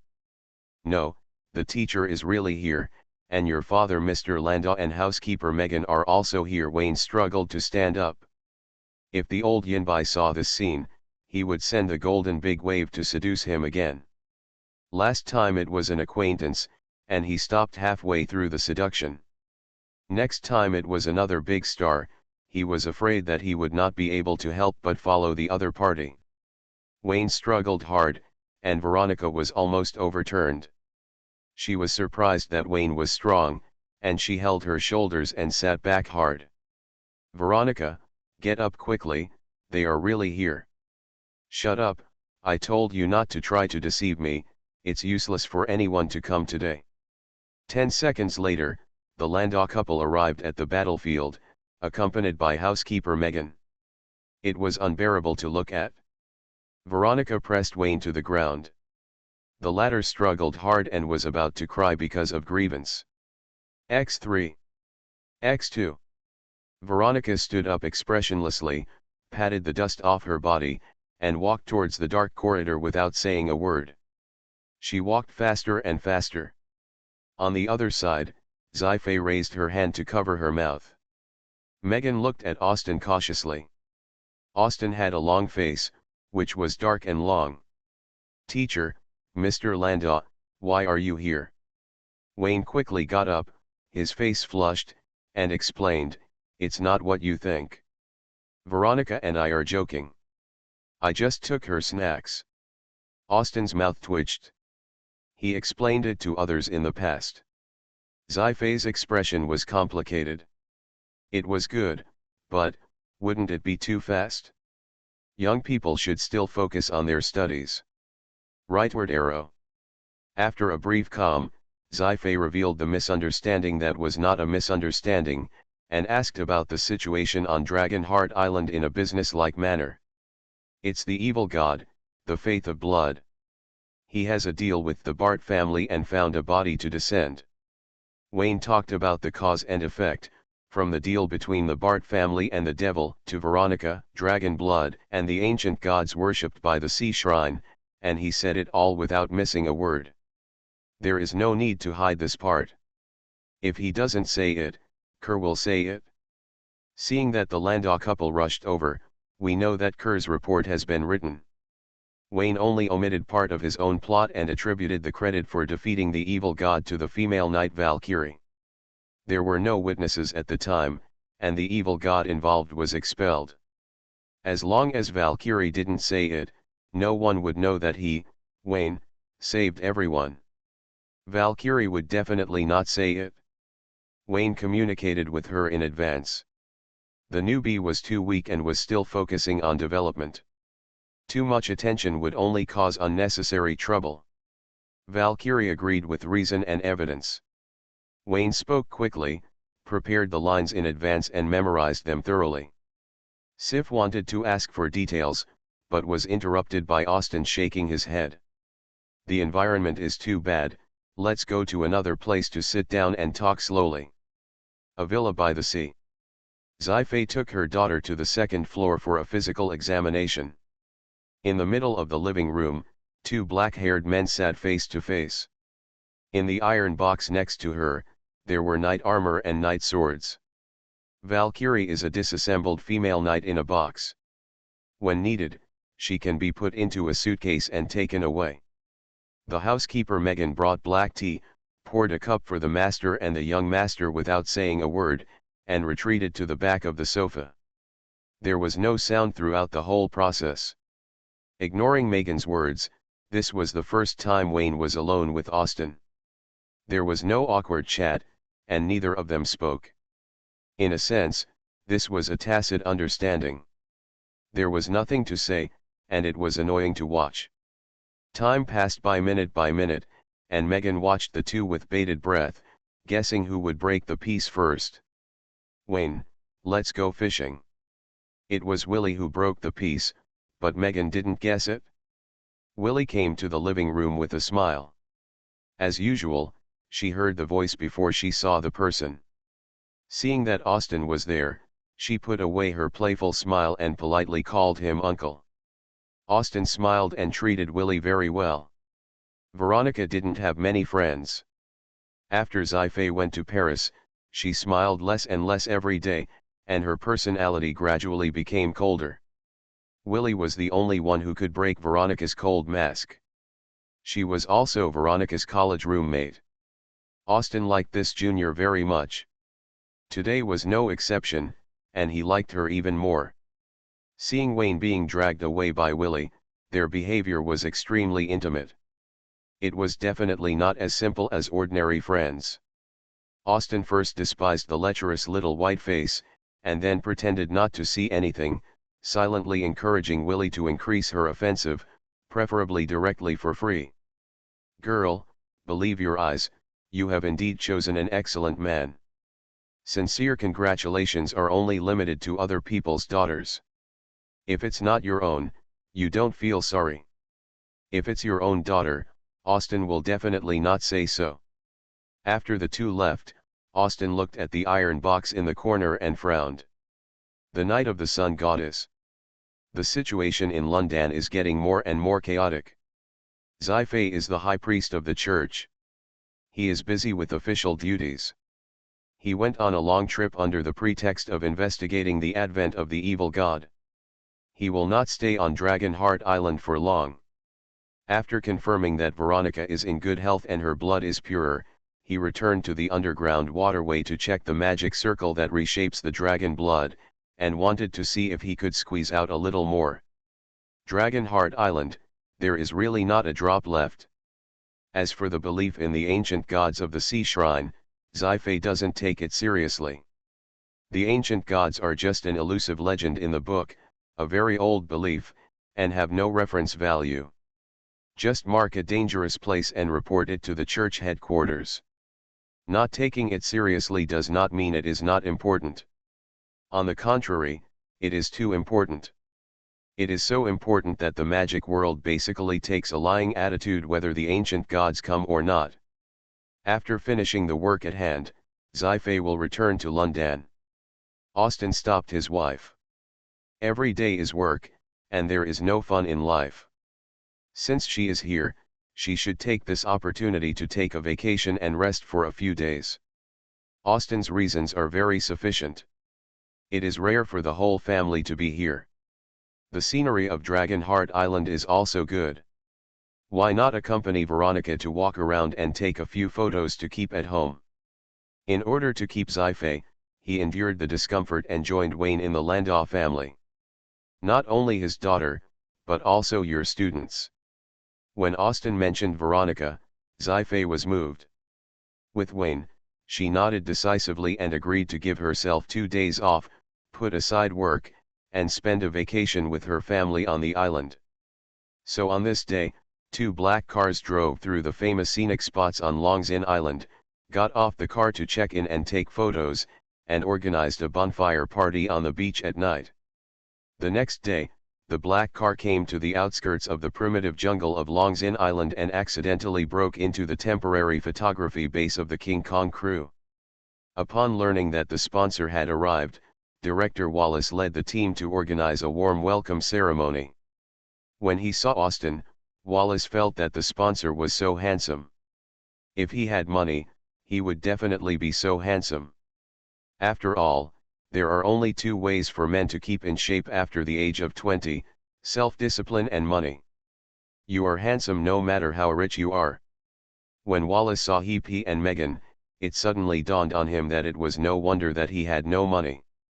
It turned out that he didn't play enough. When he saw Wayne getting out of the car, Wallace was silent. He looked at Austin with black hair and black eyes, and then looked at Wayne, who was not much different. He was speechless and didn't know what to say. "Brother, you only said your name is Wayne, but you didn't say your last name is Landau. You treat your buddy as an outsider. I kneel down today, and you must accept my apology." Wallace took Wayne to the side and whispered that he had found his next script, and asked the sponsor to let him slip a little through his fingers. "Just a little, it won't cost much. I'm not Mr. Landau's son, I'm just their young master, do you understand?" "I understand, You look at the funding issue. Wallace nodded repeatedly and whispered in Wayne's ear, I will invite Lily for the next play, and I guarantee there will be a sex scene. If you say it's cut, it's cut. If you are not satisfied, we will keep shooting until you are satisfied. Nonsense, who do you think I am? Wayne threw away his sleeves and was about to leave. The golden-haired head came out from behind him, pointed at the female star in the studio, and winked and said, Wayne, she is your idol, why don't you go over and get an autograph? Willie knew that Wayne had collected many posters of Lily Hayworth and even wrote a pornographic book called I Married My Idol for 100 Days. She was a perverted fan among die-hard fans and had been coveting her body for a long time. Wayne curled his lips. He really didn't want to take the blame. He said calmly, no need. I've seen the big star on the cruise ship. The reality is very different from my imagination. I've given up. I'm no longer her idol. A string of question marks floated across Willie's mind. Who is the idol? Why didn't she understand? And Wayne looked at Willie with a serious face, I already have a girl I like. She is 100 times more beautiful than the big star. I won't chase stars anymore. Willie's eyes lit up and she ran away happily. The Landau family was chatting with the big star over there. She just went over to get an autograph as a souvenir. In memory of the dead opponent. Restarting the Myth. Author, Fengchao Huang. Chapter 105. I see, Master Wayne likes young people, and that's right. Lily is elegant, but she is no longer a little girl and lacks the lively youthful atmosphere. Looking at the back of Willie leaving happily, the court appeared in front of Wallace's eyes. The young master from a wealthy family bypassed the backcourt defense and dribbled into the penalty area. The goalkeeper was vulnerable and the next second he scored. Wanting to understand the key, Wallace went for what he wanted. In the next movie, don't hire Lily. No, hire Lily. She will play your wife. Add a few more young and beautiful supporting actresses to play your lover. Then you will be the male lead, tell them more dramas at night. Without money and a husband, another director with dreams fell into trouble in order to attract sponsorship. Wayne rolled his eyes, saying that he didn't understand what Wallace was talking about glow-in-the-dark scripts, roller coasters, big pendulums, and just saying things that honest people couldn't understand. When Wayne was about to leave, Wallace held onto the sponsor's sleeve and said, don't leave in a hurry. Listen to my script first. I swear it's a good movie, and it's about magic. Something to do with magic? Wayne stopped and gave Wallace 5 minutes. If he couldn't be moved within 5 minutes, there would be no need to talk about investment. Seeing Wayne relent, Wallace said excitedly, a few days ago, there was a big earthquake on Dragonheart Island. The violent storm seemed like the end of the world. The earthquake caused toxic gases to escape from the underground. The entire crew fell into a coma. My inspiration came from this. After the earthquake, Wallace asked the crew for information and got a very scientific explanation. Because it is too scientific, it has no gimmicks at all. Without gimmicks, there will be no explosive points. It cannot attract audiences into the cinema and has no adaptation value.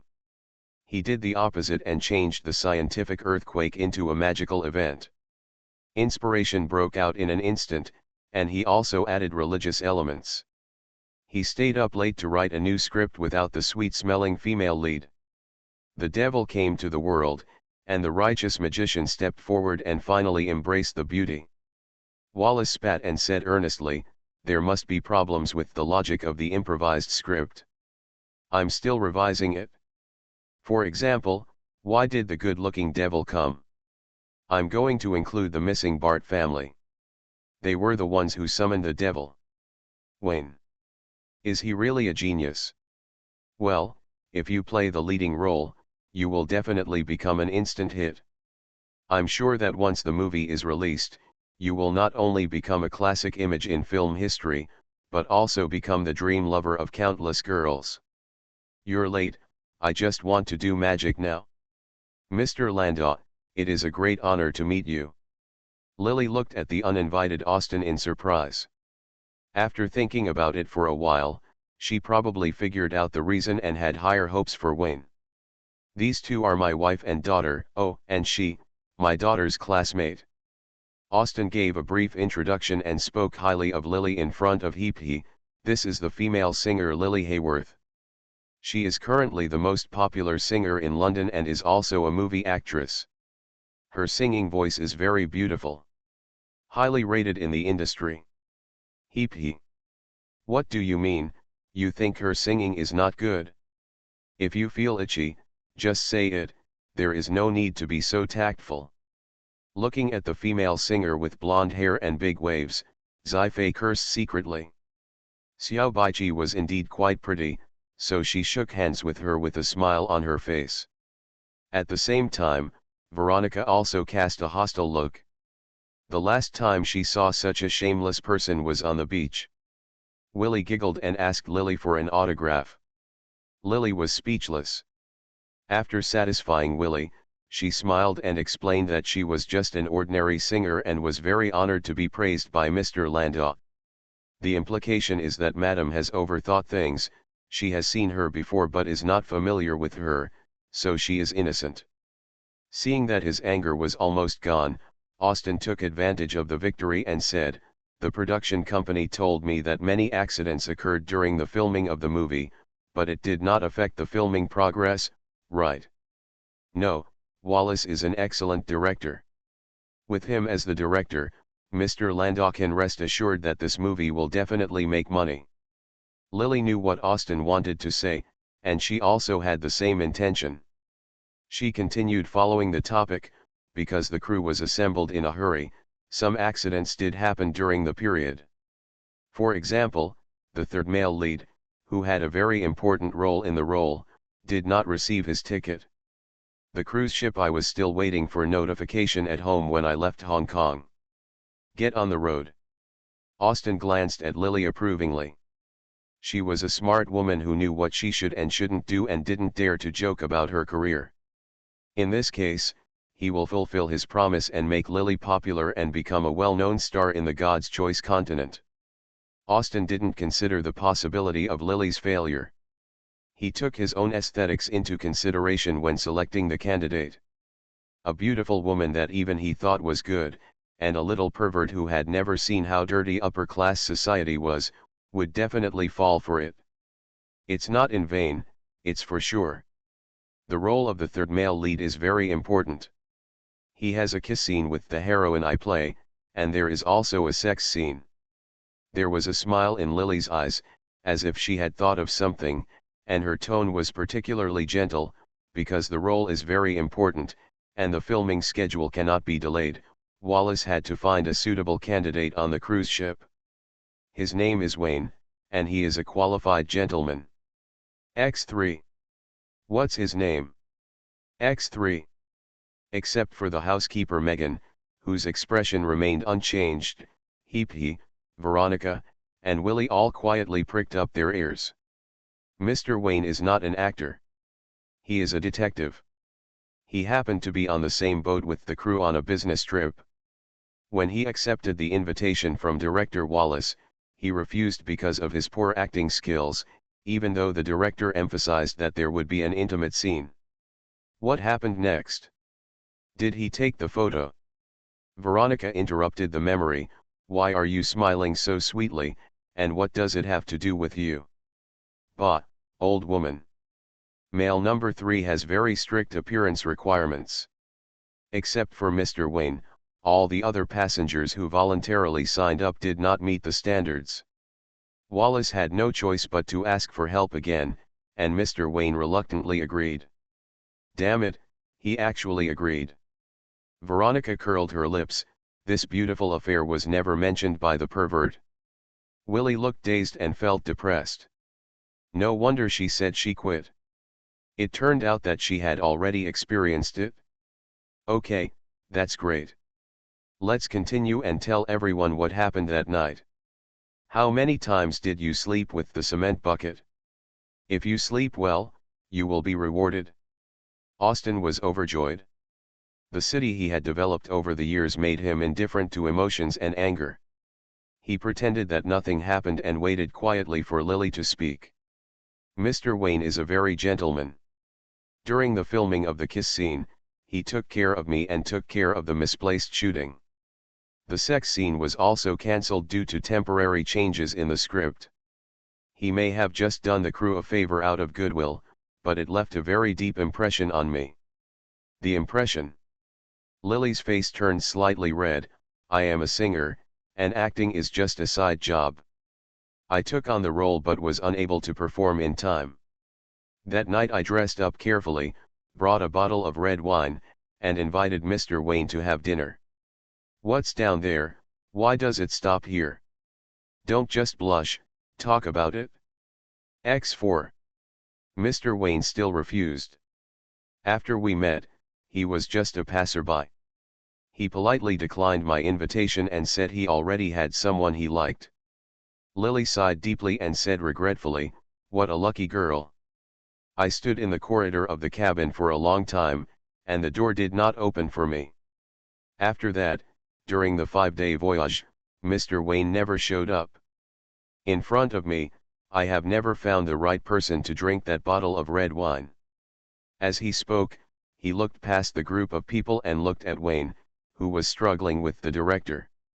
Lily bit her lip gently. He is a gentleman and very charming. He is different from the lewd men I have seen. If there is another kiss scene, I will definitely not agree to the misplaced filming. Sci-fi nodded repeatedly. As expected of her, her eyes were so good. She learned from her husband's failure experience and chose the best student. That said, there is no reason to choose the wrong one twice in a row. Veronica curled her lips. What the hell, it's not interesting at all. It's a shame she was so looking forward to getting the pervert's handle. Boring and not fun. Also, what kind of gentlemanly behavior is it to repeatedly reject a lady's affection? Bashu 69 new. Ruthless, cruel, so hateful. Veronica was thinking about it when she suddenly realized something was wrong. The diary was not wrong. The trash of society must be a pervert. There was no reason for the beautiful woman to come to her door. I understand, the big star has never read the diary, and the social waste pretends to be a gentleman. He is not satisfied with one encounter and wants to come back several times. Thinking of this, Veronica nodded. That's it, it can't be wrong. Willie was in a trance. It turned out that it was this kind of dream of quitting and cutting off the past with her own hands. Wayne must like that girl very much. The question is, who is that girl? Megan looked at Austin worriedly. She was fully involved in the female star's plan and knew how much Austin was looking forward to it. Now the plan not only failed, but also provided assists to the opponent in front of key figures. The results were completely opposite to expectations. What a tragic defeat. Can the master hold on after losing so miserably? Austin couldn't hold it in anymore and stared at Lily with cold eyes. Woman, if you can't handle such a small thing as sleeping, your career is over. Don't even think about living in London in the future. Sensing Austin's eyes, Lily felt a chill in her heart. She lowered her head and said, I'm too deep into the drama right now. My mind is full of random thoughts. It's hard to calm down and continue singing. I plan to go to Paris to recuperate for a while. I'll forget about it later, consider coming back and continue singing. You know what I mean. Austin snorted and left. Veronica shrugged and dragged Willie away, who was frowning and thinking hard. She walked steadily and held her head high like a victorious general. The pervert wants more, and he plots and plots, but in the end he doesn't want to play anymore. You're stupid, I won't give you any sweetness. 2 cars drove away from the crew's temporary base. Sci-fi glanced at Megan in the passenger seat and chuckled, a very beautiful singer. She can star in this movie and she happens to be traveling with my student. Mr. Landau must have put in a lot of effort. Snort. Sensing the coldness in his wife's words, Alston turned to look out the window, his hands that were playing with the ancient silver coins almost useless. You are overthinking, it's just a coincidence. Even if I can arrange everything, I don't have the ability to arrange the arrival of the evil god. Ha! Not to be outdone, Xi-Fei replied, and said, I know what you want to do. It's just this one time. It won't happen next time. Facts have proved that my students are not as miserable as you think. Don't think that you are a bastard and everyone else is a bastard. But he is really a bastard? Is there a possibility that when you pick a bastard, you can pick the right one? Austin was dissatisfied. He couldn't be the only one to be a jerk. Before he could speak, he said again, if you really don't like him, why did you buy so many stockings to keep at home? Megan never wears skirts. Austin pretended to be dead. This is a slide that cannot be touched. No matter how you connect it, it will be a dead end. He admitted that stockings are good things. Cement buckets do have some advantages. They not only understand women, but also men. However, this will only make him more convinced that cement buckets are social garbage, otherwise they would not understand so much, and they understand him to the heart. Stockings are so fragrant. I heard that there will be new models in the future. When will they be released? I said, this is only once. If I find out, there will be a next time. He looked at the window on the other side and issued an ultimatum, I will move out with my daughter and live with students in the future. Austin, I will definitely not show my feet next time. This time I was careless and underestimated the ambition of cement buckets. Just a female star is far from enough. He will not make the same mistake twice. Megan, tell me directly next time. Okay, ma'am. Also, don't embarrass that female singer. It's not easy for her either. Speak. Yeah. August 28th. Wayne's house, number 11, Jazz Road, London. Garden. The Landau family ended their vacation and returned on a private cruise ship. The maid Olga was taken away by Xi-Fei. The Holy Spirit physique is not scarce. Every church will reserve a few, but the headquarters of London did not reserve them. Xi-Fei needed such talents. Wayne secretly thought it was a pity. He wanted to keep the maid for himself. After learning about the defects of the Holy Spirit physique, he had to give up the idea of hiring someone. It was too unlucky to have a maid at home who could be possessed at any time. It was a hidden danger after all.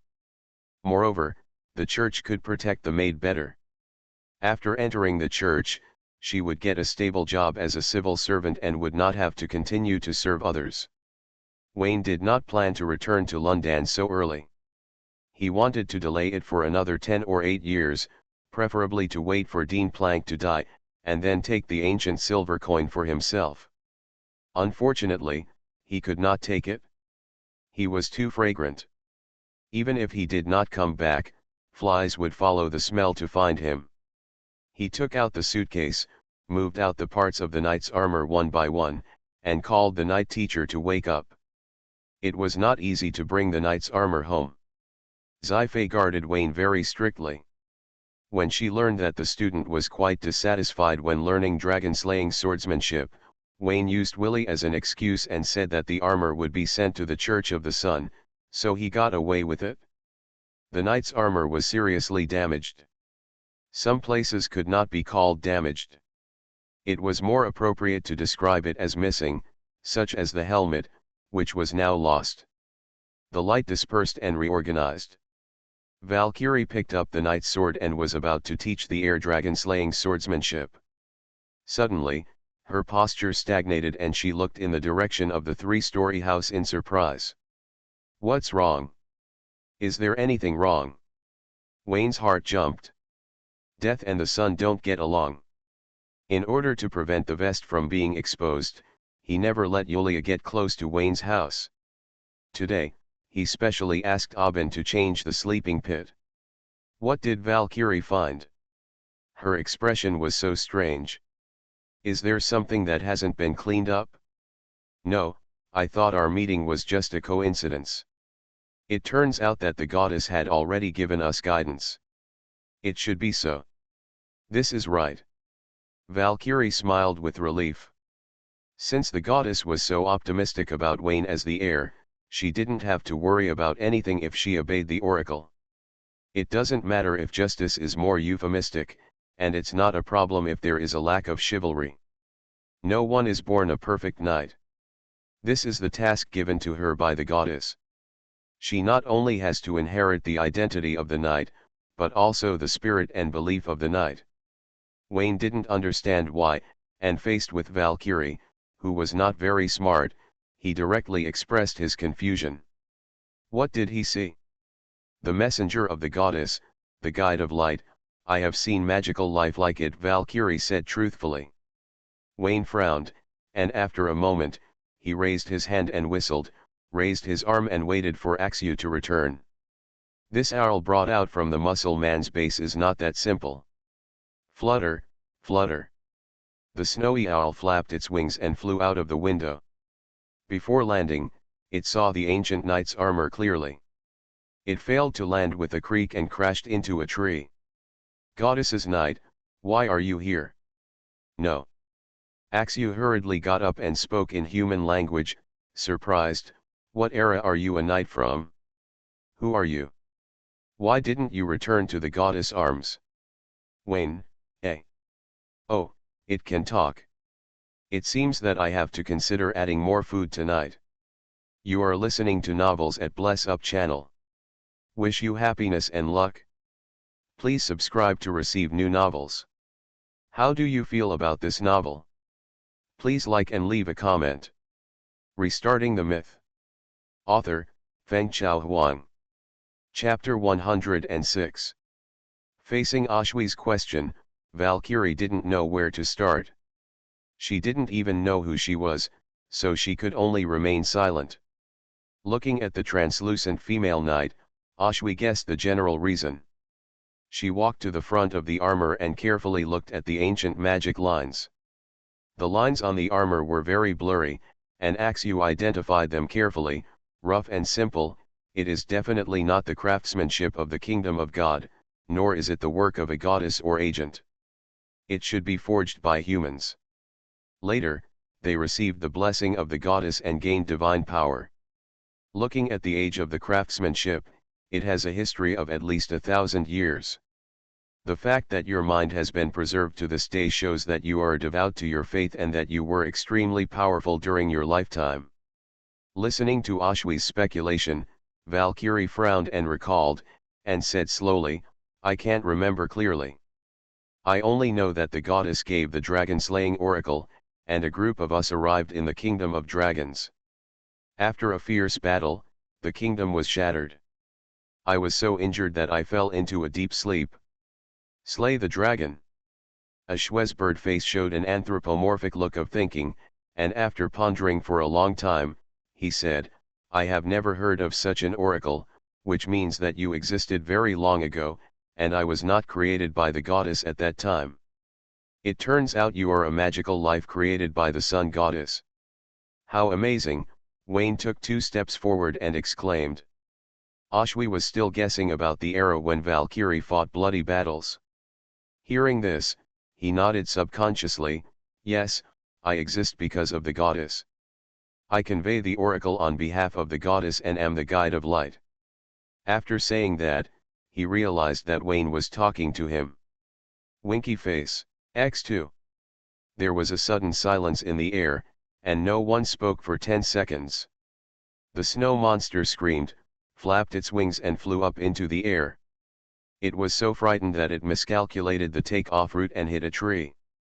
A vine emerged from under Wayne's feet, wrapped around the free-range chicken's legs, and then lifted it upside down in front of him. Haha, it turns out to be the messenger of the goddess, disrespectful. Wayne was smiling, but his eyes were as cold as looking at a big plate of chicken that had just come out of the pot, which made Ashwi feel like she had fallen into an ice cave, and she was so frightened that she screamed strangely. There was a lot of chattering, and the female knights were watching. Valkyrie is very strange. The heir appointed by the goddess and the messenger of the goddess are teammates who fight side by side. They should have a good relationship. Why, Wayne doesn't seem to know the identity of the messenger, and the messenger is very afraid of Wei. Kindness. Is there any saying in this? Or maybe the divine messenger has been testing Wayne and never confessed his identity. Is it necessary to go to such trouble? The goddess has already appointed it. Valkyrie has been sleeping for too long, lamenting that the times have changed too fast, and the process of the angels guiding the successors is very different from before, and her experience is no longer useful. Goo goo goo. Ashwi hung upside down in the air, flapping her wings frantically, desperately sending a distress signal to Valkyrie. Hey Puff, hey Puff, hey Puff. Stop mumbling. I just heard you clearly. You can speak. Wayne raised his hand and pinched Ashwi, his fingers embedded in the fluffy bird feathers, and said viciously, "You have kept it from me for so long, and you still know my secret. Tell me, how should I cook you so that it tastes delicious?" Seeing this, Ashwi simply stopped pretending. "Knight, quickly draw your sword, he is the knight of the goddess of death, and is our life and death enemy." Valkyrie was stunned for a moment. The belief in the sun and the belief in death are indeed a bit difficult to deal with, but isn't the goddess of death an ally? When did she become the enemy of life and death? Also, Wayne is the knight chosen by the goddess. What does he have to do with the Death Knight? That's nonsense. Don't think that since you are not a human being, you don't have to be responsible for what you say. Wayne sneered again and again. Valkyrie can testify for me that I, Wayne, will never change my name or surname. I am a loyal believer of the Sun Goddess. I swear to fight for the honor of the goddess. It is impossible for me to surrender to the enemy and become a Death Knight. You're just talking nonsense. I saw you transform into a Death Knight and turn me into an undead bird. I'm not blind, so how can it be false? Ashwi immediately retorted. It can see right and wrong. Wayne, it's the Death Knight. You are obviously blind. Open your eyes and see clearly who is the most loyal believer of the goddess. Wayne held Ashwi's feet and strode to Valkyrie, raising his hand to hold the knight's sword. Ashwi was shocked that the female knight looked kindly to Wayne, and cursed the traitor in her heart. Then she was dumbfounded and saw an even more shocking scene. Wayne took the knight's sword and, under the control of the Book of Greed, instantly put on the ancient Sun Knight armor. Because Valkyrie's mind and armor are fused, it can also be said that Wayne wore Valkyrie on his body. The blonde female knight hugged Wayne to her chest in an unusually intimate posture. To a certain extent, it can also be called a fusion. Goo. Catshock.jpg. Impossible. Wayne has all the equipment of a Death Knight. He is a Death Knight, and suddenly he is recognized by the Sun Knight. What exactly is the problem? Is it really blind? Ashwi didn't believe it and said loudly, "I know, you must have deceived the knight with despicable tricks and put on the armor through her trust. Knight, please wake up, don't believe it, this is a conspirator, he is an undercover agent sent by death. It can't be true. I think you are the undercover, you traitor. You have betrayed the faith of the goddess and tried to sow the close comradeship between me and Valkyrie. I will follow the family law and roast you tonight." Wayne put on a new vest, his ears itched, and he shook his head to lift the blonde hair behind his ears. Valkyrie's form of existence is difficult to describe and cannot be seen or touched, but when he puts on the armor, he can feel the other person's real body. In this case, outsiders could not see Valkyrie, but Wayne seemed to be sitting in the cockpit, with the elegant Night Sister sticking to him like a spirit behind him. I'm curious, is the eldest sister wearing any clothes? Valkyrie looked at Wayne, and then at Ashwi. The former was the heir to the god-chosen knight, and the latter was the messenger of God. She chose one of the two, and she chose to believe her eyes. Valkyrie can feel the extremely pure light in Wayne's body. Although he is weak, he is full of vitality and infinite possibilities. This is an absolute belief that even she is ashamed of. So seeing is believing, and Wayne was right. Also, the divine envoy was too weak, and his image was obviously different from her impression. Valkyrie held Wayne's hand and slowly raised the knight's sword, hanging on the owl's neck. "Tell me, who are you? If you don't tell me, you will wipe your neck and bleed it today."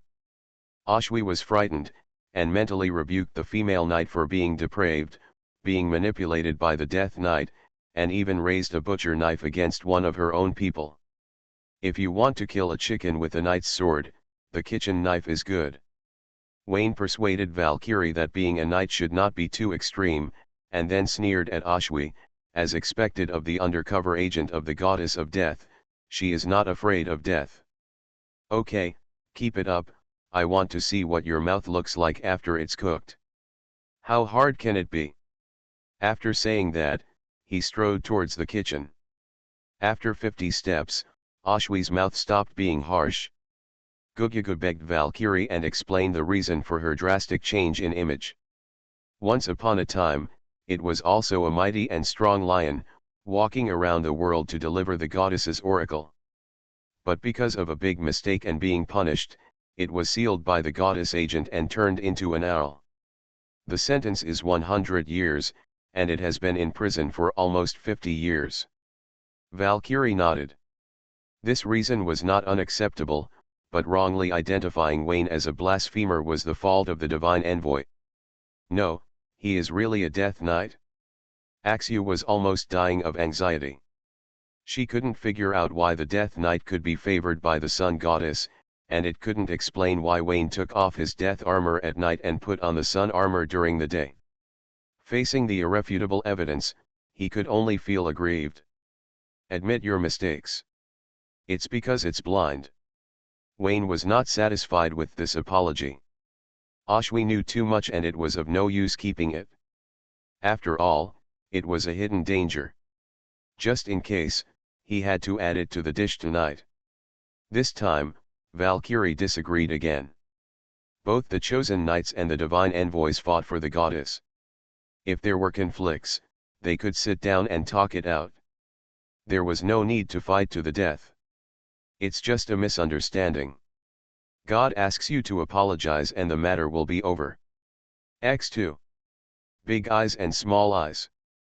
Ashwi didn't want to apologize to the Death Knight, and Wayne felt that staying would be a disaster.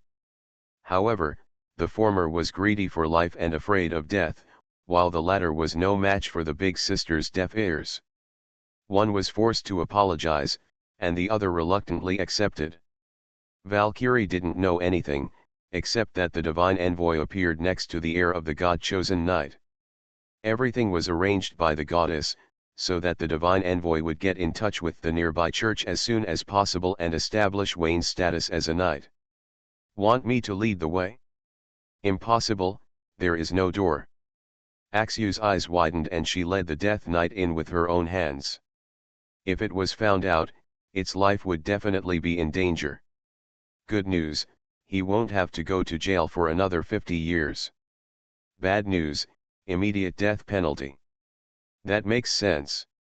Why are you still dazed? Hurry up and contact the church. The gym is not far from here. Remember to go back as soon as possible. The corner of Wayne's mouth curled up slightly. With Valkyrie watching, and the special identity of the Archangel Ashwi, killing it directly was a risk. It's not good if you don't kill him, and it's even worse if you kill him, so just accept him as a dog. We are like grasshoppers on the same rope. If I expose you, you will be dead. Use your best tricks and protect me from now on. Prosperity and wealth are indispensable without your benefits. If Shwe doesn't want to, everyone on the left and right will die. It wants to be loyal to the Sun Goddess and should not lead the party in any way. It does have some backbone, but luckily, there is a leader who leads the gym guys over. Outside Wayne's house, in the tall courtyard, Willie rang the doorbell. More than a dozen coaches, headed by Dick, were lined up, wearing white vests and shorts, and their clothes were bulging with muscles. The landscape was so alluring that a couple passing by couldn't help but slow down their pace and breathe a little faster. Willie is only one curse away from integrating into the painting style. The door opened and all the gays stepped inside.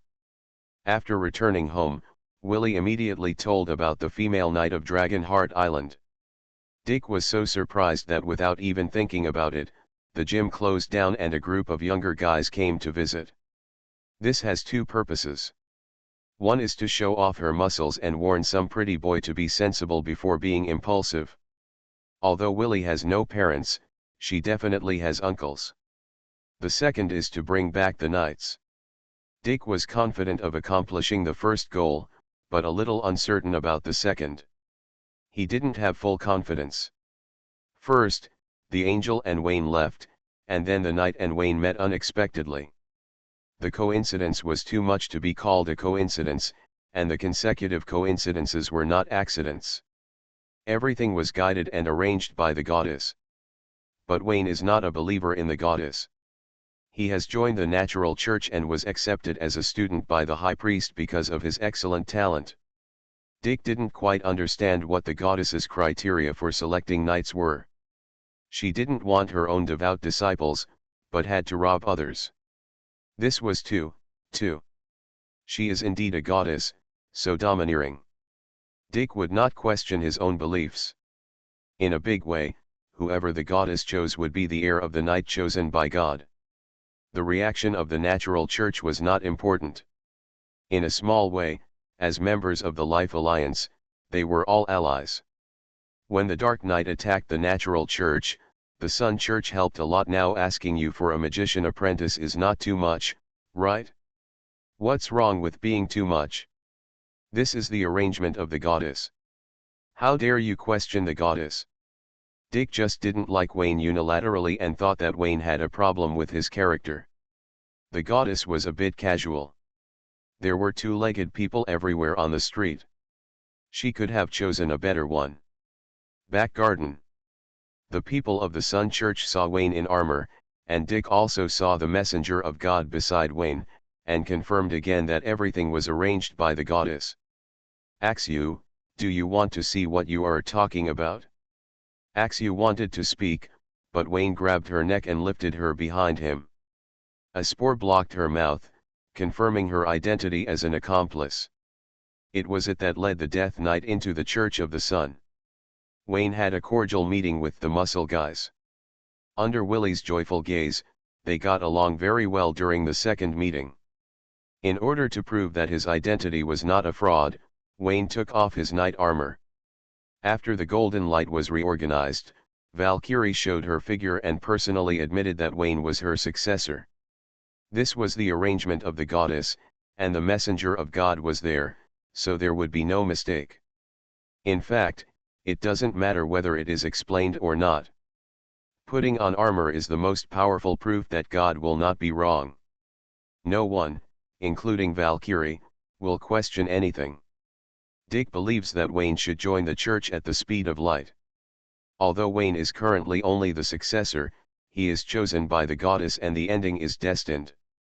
Everything is a matter of time. It is not appropriate to continue to stay in the Church of Nature. Wayne hesitated and interrupted, taking the opportunity to stabilize a wave of grateful personality. Willie believed it. Valkyrie believed it. Dick was skeptical. He felt that Wayne did not have such a high level of ideological awareness, but then he thought that no matter how bad the goddess's vision was, she would not choose a bad person as a knight. Maybe he was wrong. Afterwards, Dick asked Valkyrie if she was willing to return to the church to live. Valkyrie declined politely. She had almost lost all her memories. The only remaining thoughts would be used to teach the successor. There was not much meaning in returning to the church. Of course, if the church needed it, she would not mind offering her strength. By the way, she would also teach Willie, who was very talented and might become a knight in the future. The muscle guys were overjoyed, happier than finding a knight. That night, Willie continued to stay at Wayne's house. Chris continued to tutor the students. Because the students were too stupid and several key points were not clear, she took a long time to explain them clearly. When the tutoring was finished, it was too late and she had to choose to stay overnight. It was late at night. Wayne drove away from the house, and 2 kilometers later the car stopped by the roadside. He chose a sewer and went straight in. In the darkness, the undead warhorse Yulia jumped out of the transmission channel and lowered her head to rub her master's cheek. Wayne looked at the shadow nightmare on the horse's back, took a deep breath, raised his hand and slowly pulled it out. The blade reflected the skull face, and he couldn't help muttering to himself, "The power is still there, and it can still transform." Strange, since he can lock the shadow nightmare, why doesn't he come to retrieve the warhorse and the sword? Could it be he likes this green style of painting? Restarting the myth. Author, Fengchao Huang. Chapter 107. The next morning, Wayne asked FLA to drive Chris back to school, and personally opened the car door for the senior sister and teacher. "Students are dull, please forgive the inconvenience caused." After finishing homework last night, Wayne invited Chris. The detective agency has been decorated and is about to open. It is currently lacking a trustworthy accountant. Involving accounts, you must find an acquaintance. Veronica and Willie recommended Chris to him together. I don't know if the latter intends to put her name on it and receive a salary every month. Whether it was Veronica and Willie who recommended it is not important. The important thing is that the three of them are in a good position and Wayne doesn't want to separate them. Equilateral triangles and isosceles triangles are both stable, and neither can be missing. When she heard that it was Veronica and Willie who recommended it, Chris readily agreed. Her personality is like this, very gentle, will not refuse friends' requests, and if there is a conflict of position, she will often consider friends first. Before the car left, Wayne gave FLA a look, and FLA understood. On the way back to school, he would say some good things about Master Wayne from the side. In short, this is a very elegant gentleman, whether in love or marriage, he is the first choice. After the car left, Wayne asked Willie to walk on the street together and walk to the Commercial Street Detective Agency. On the way, Wayne bought a few newspapers and magazines and read the latest news and gossip. There was a piece of news that caught his attention. At the end of September, the Prime Minister of the Windsor Cabinet will go to Prussia to attend the Four-Nation Summit and sign an agreement on Prussia's recovery of lost territory. Wayne did not comment. From a god's perspective, this was undoubtedly a stupid move, but in terms of the current situation, it would be better to delay it for a while, and compromise was also a helpless move. Seeing Wayne's solemn expression, Willie leaned over to look at the newspaper.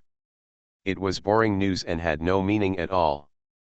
But soon, Wayne saw another piece of news in the magazine. It was very important, more important than the Four-Nation Summit. What exactly are stockings, and why do they make the whole of London crazy about them? In magazines, female models wearing stockings are bright and beautiful, and their straight long legs and stockings complement each other, showing all kinds of styles. Slightly smaller photos are taken from the streets of London. Women with imperfect figures wear stockings, which can cover up their leg defects, improve their temperament, and make them look dignified, elegant, and beautiful. Even their appearance has been raised a few points. The stockings have been launched on the market. As Wayne expected, they have been highly sought after as soon as they were launched, and the rave reviews directly cleared the inventory. The factory's production speed cannot keep up with the sales speed, and the price of stockings has been rising steadily, and the market price is adjusted almost every day. There is a long queue in front of the mall. Most of the customers are women, but there are also men. The stockings have become a popular item that is praised by everyone. In the mouths of consumers, except that the price rises too fast and the sales volume is too small. There is no disadvantage. At the same time, the brand company that sells stockings, the brand of Healy Valentine, has also successfully entered the fashion circle of London. The magazine also wrote about the designer of the stockings. Although there was no photo, Wayne's name became a confidant of the women in London overnight. Men also felt so.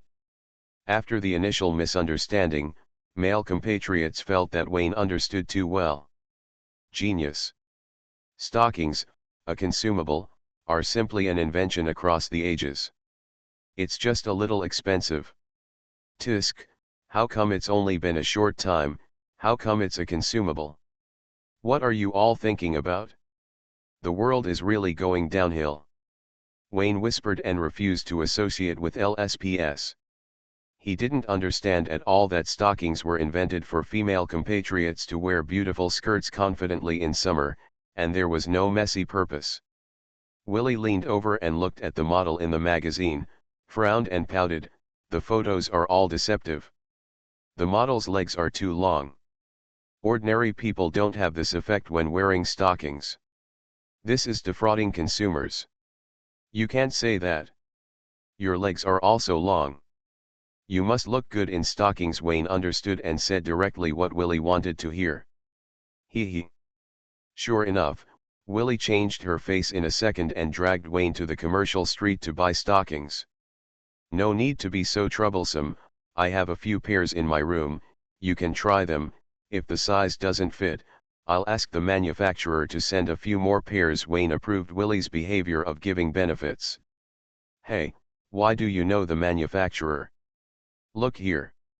Wayne pointed to the name of the designer in the magazine, and then pointed to himself. Willie opened her mouth wide and said in disbelief, why have I never heard you say that you are a fashion designer? Loki, I don't want too many people to know, it's my personality. I'm not a person who likes to brag. For example, I didn't say anything about the last movie I made. Wayne never forgets to establish his personality. If it weren't for his too big ambition, he is still playing a balance, and the muscle guys are really big, he would have eaten up a free girl like Willie and put on his pants. Willie nodded repeatedly, and her admiration for Wayne reached its peak at this moment. A woman's love for a man is always a bit of admiration, which is why successful people can always change beautiful girlfriends at will. Sometimes they don't even need to use their money, just consuming their personality is enough. Wayne patted Willie's head, and the latter subconsciously hooked his arm and whispered, Wayne, who do you think looks better in stockings, Chris or Veronica? Both of them have long legs. I'm afraid you're not asking about stockings. Wayne raised his eyebrows. The strategy here is too fast, and the girl is going to serve a straight ball. It's not right, it needs to be suppressed. Wayne pondered for a moment, stared into Willie's eyes and said, why are there only Chris and Veronica? I want to add you in, is that okay? Willie lowered her head, not daring to look directly, her heart pounding wildly. I choose Chrissy. A series of question marks floated across Willie's head, and she raised her head suddenly. Then why did you add me in? Veronica is not as good as Chris because she rarely wears skirts. If she doesn't wear skirts, she doesn't have stockings. It's not her fault. I don't want her to be at the bottom. Wayne analyzed rationally. Willie. The turning point came too fast and suddenly, and the deer was killed directly. Willie let go of Wayne and angrily walked ahead, but not too fast, waiting for Wayne to come over and comfort her. But no. Wayne Detective Agency, second floor. Willie folded her arms and sat on the sofa angrily, mumbling some random thoughts. Wayne made himself a cup of coffee and stood at the window, quietly looking at the mighty Dawn Detective Agency opposite. Free is so delicious, he will definitely not be able to beat it. Fortunately, the problem is not big. The two detective agencies target different markets. Dawn Detective Agency focuses on people who see injustice, while Wayne Detective Agency focuses on cutting off the wealth of wealthy people. There is no competition between the two parties. Halfway through the coffee, Veronica came uninvited, holding several letters in her hand. The letter was placed in the detective agency's mailbox. When Wayne went upstairs, he was busy watching Willie jumping around and forgot to check the mailbox. Veronica handed the letter to Wayne, and when she saw the sulky Willie on the sofa, she immediately said it was incredible. In her impression, the optimistic and cheerful Willie was laughing and joking all day long, and was rarely unhappy. What's wrong? Was he attacked at night by a pervert? Issue 69 knew. Veronica stepped forward, and within 2 words, she was immediately aroused by Willie and became so angry that she pinned her down on the sofa with her backhand. Wayne was used to daily interactions. While looking at his best friends playing with stickers, he opened the envelope and looked at them one by one. The first is a cover letter from Detective Wesley, whom Wayne met in the town of Inlord. The circle of detectives is either big or small. Wesley received the news and came to apply for a job as promised, leaving a business card. The second letter was also from an acquaintance, Kerr Poirot, who found out the address of Wayne Detective Agency from the White Glove Association and left his business card to make an appointment for dinner. Wayne has a good sense of the two detectives. The former has superb professional skills and is a courageous investigator. He can be a good name for the detective agency when he is recruited. Although the latter is not interesting, there is no problem with his character, especially his aesthetics, which Wayne admires very much. There is no problem with him as a buddy, let alone a friend. The third letter came from the White Glove Association. Wayne completed the Dragon Heart Island Commission, found out the cause and effect, and the White Glove Association sent the balance check. 50,000 constitutions. The client has died. Where can I get the balance? Lao Yinbai performs a full set of performances. He continues to perform even though he knows it is embarrassing.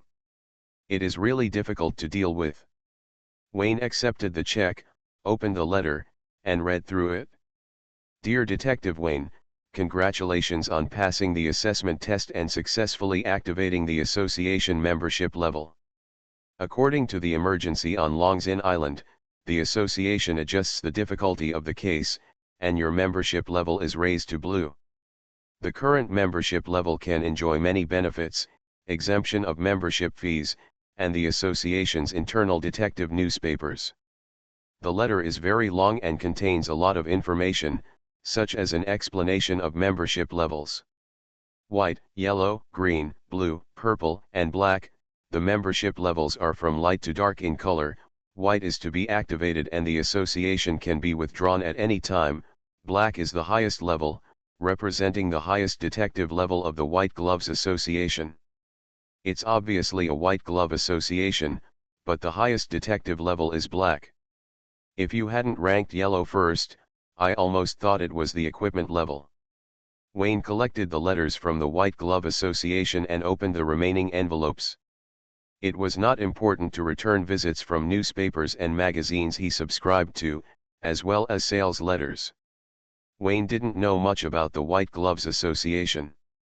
He only knew that it was an association that monopolized the Lundam detective industry. Its members were powerful, including church magicians like Kerr. Low-level detectives handle simple cases, and because the client is either rich or noble, they usually receive a considerable amount of remuneration. They have been in business for 3 years, and they belong to a high-quality association that can't be found on their knees. According to Wayne's analysis, senior detectives will receive mysterious commissions, and the cases they handle will be very complex, involving people and heights that ordinary detectives cannot imagine. According to this line of analysis, the top brother of the White Glove Association is not Austin on the surface, but should be the Tulip family, or the Windsor royal family behind the Tulip family. The hands of the royal family are so big, controlling the overall situation from all aspects, so that if the church wants to develop here, it must abide by the rules of all walks of life. Wayne murmured and contacted Wesley and Kerr in sequence. The former can come to join the detective agency and introduce 2 or 3 reliable colleagues. Wayne Detective Agency will officially open on September 1st. The latter. No one answered the phone, maybe because I worked too hard last night and haven't woken up yet. Wayne, Mother wants you to go home for dinner tonight.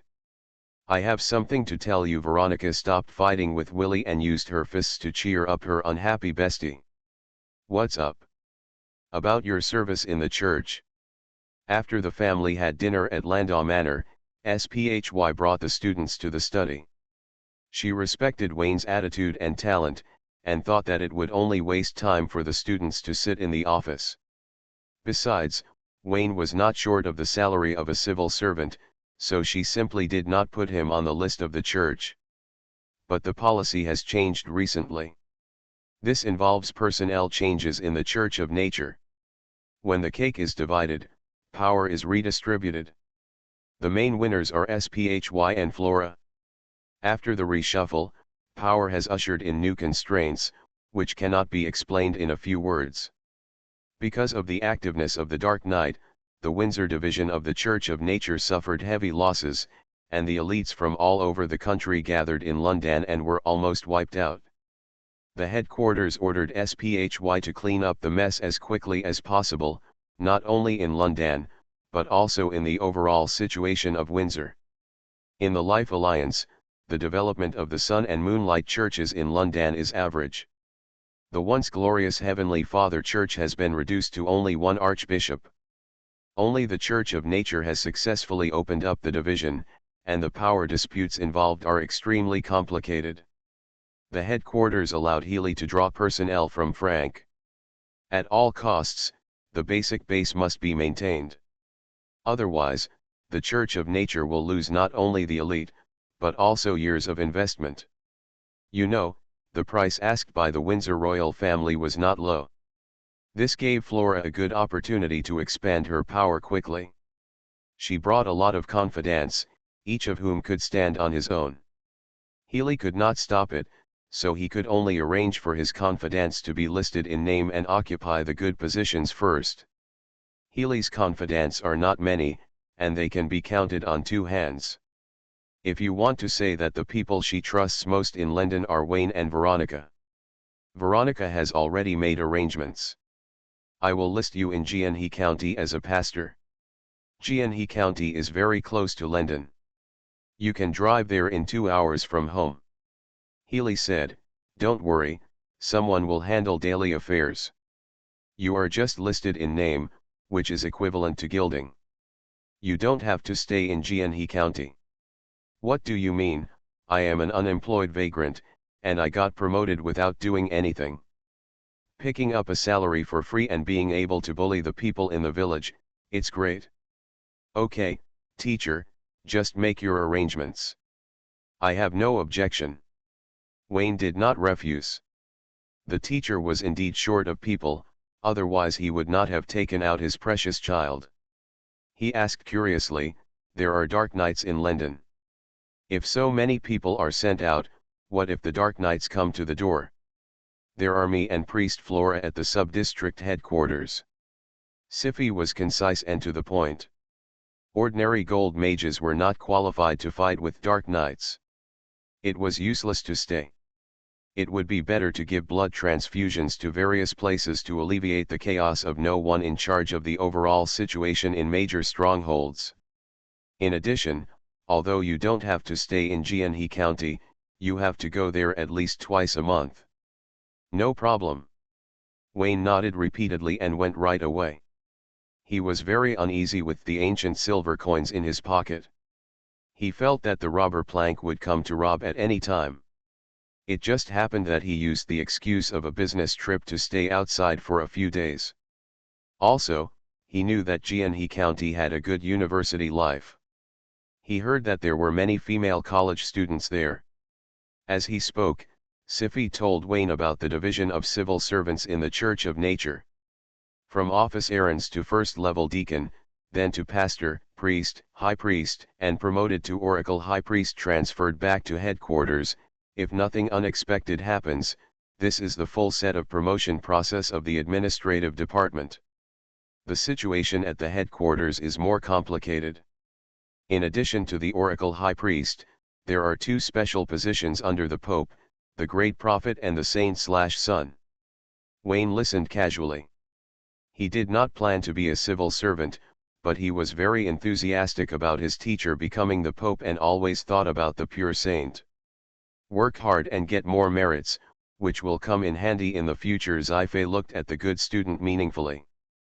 Unexpectedly, you have the potential to become a son of God. Teacher, what is the use of merits? You can exchange for magic. The higher the position, the more magic you can learn, and divine arts are no exceptions. Sci-fi tempted. She knew that her students were oblivious to the outside world and only wanted to do magic.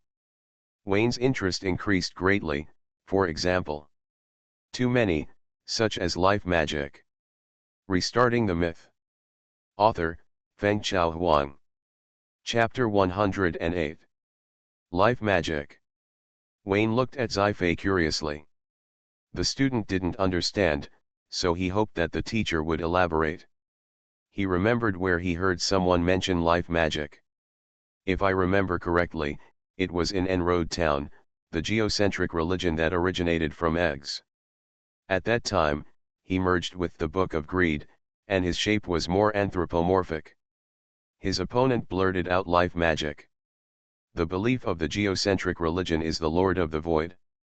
It is not surprising that the legendary wizard of the Church of Nature knows two hands of life magic, but intuition tells Wayne that this part is very important and should not be that simple. Life magic is not limited to our Church of Nature. Nature plus the sun and moonlight, the three combined into one is life magic. This is a very high-end divine art, involving three kinds of faith magic. Sci-fi said halfway and regretted it a little. The student is very talented and learns everything quickly. What if he becomes interested in life magic and secretly hooks up with the two churches of the sun and moonlight behind her back? Wouldn't it be like she is pushing the student out? Sci-fi knew that Veronica had a roommate named Willie, a little yellow-haired girl who was always laughing and joking and idle. She would get close to students whenever she had nothing to do. It was obvious that she had no good intentions. If the little yellow-haired girl tempted people with faith magic and waited for an opportunity to make moves, the students would have to. No, absolutely not. Teacher, you are a golden wizard and have the dragon blood heritage. From your perspective, what is real life? Wayne was very interested. If he guessed correctly, life magic involves body transformation, which can break the human limit in the later stage.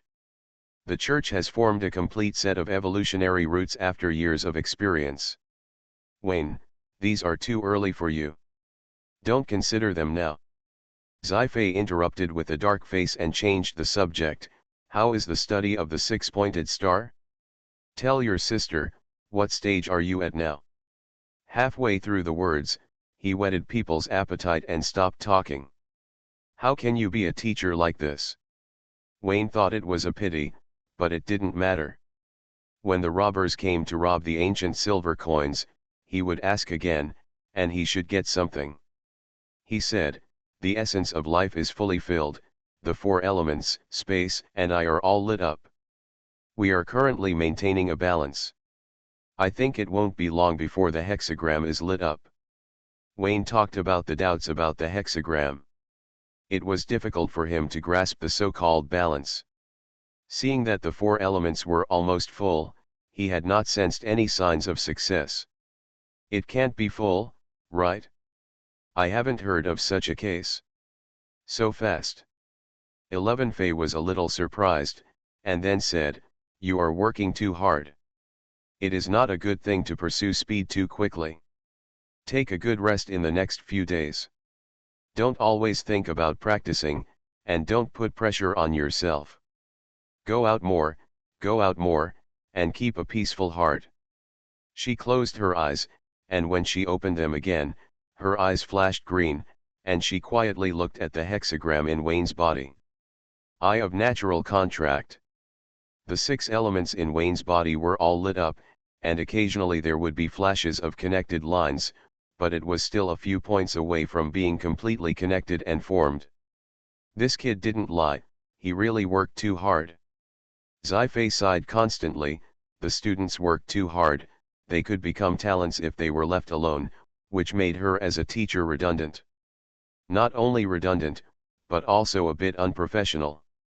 The asshole was right, don't think about work every day, take more time to accompany your daughter and students, and pass on some practice experience. Asshole, I mean to spend more time with your husband and daughter.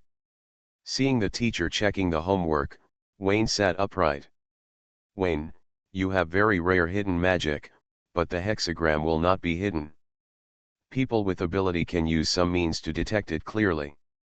Sci-fi began to teach students how to hide the hexagram in the body, which involves the use of magic skills, which is difficult for beginners to master. At the stage of Silver Cross, the magician's control of magic is further improved, and he can control it perfectly at will. Wayne tried according to the method taught by Sci-fi. When he first got started, it was extremely difficult to control the subtle magic.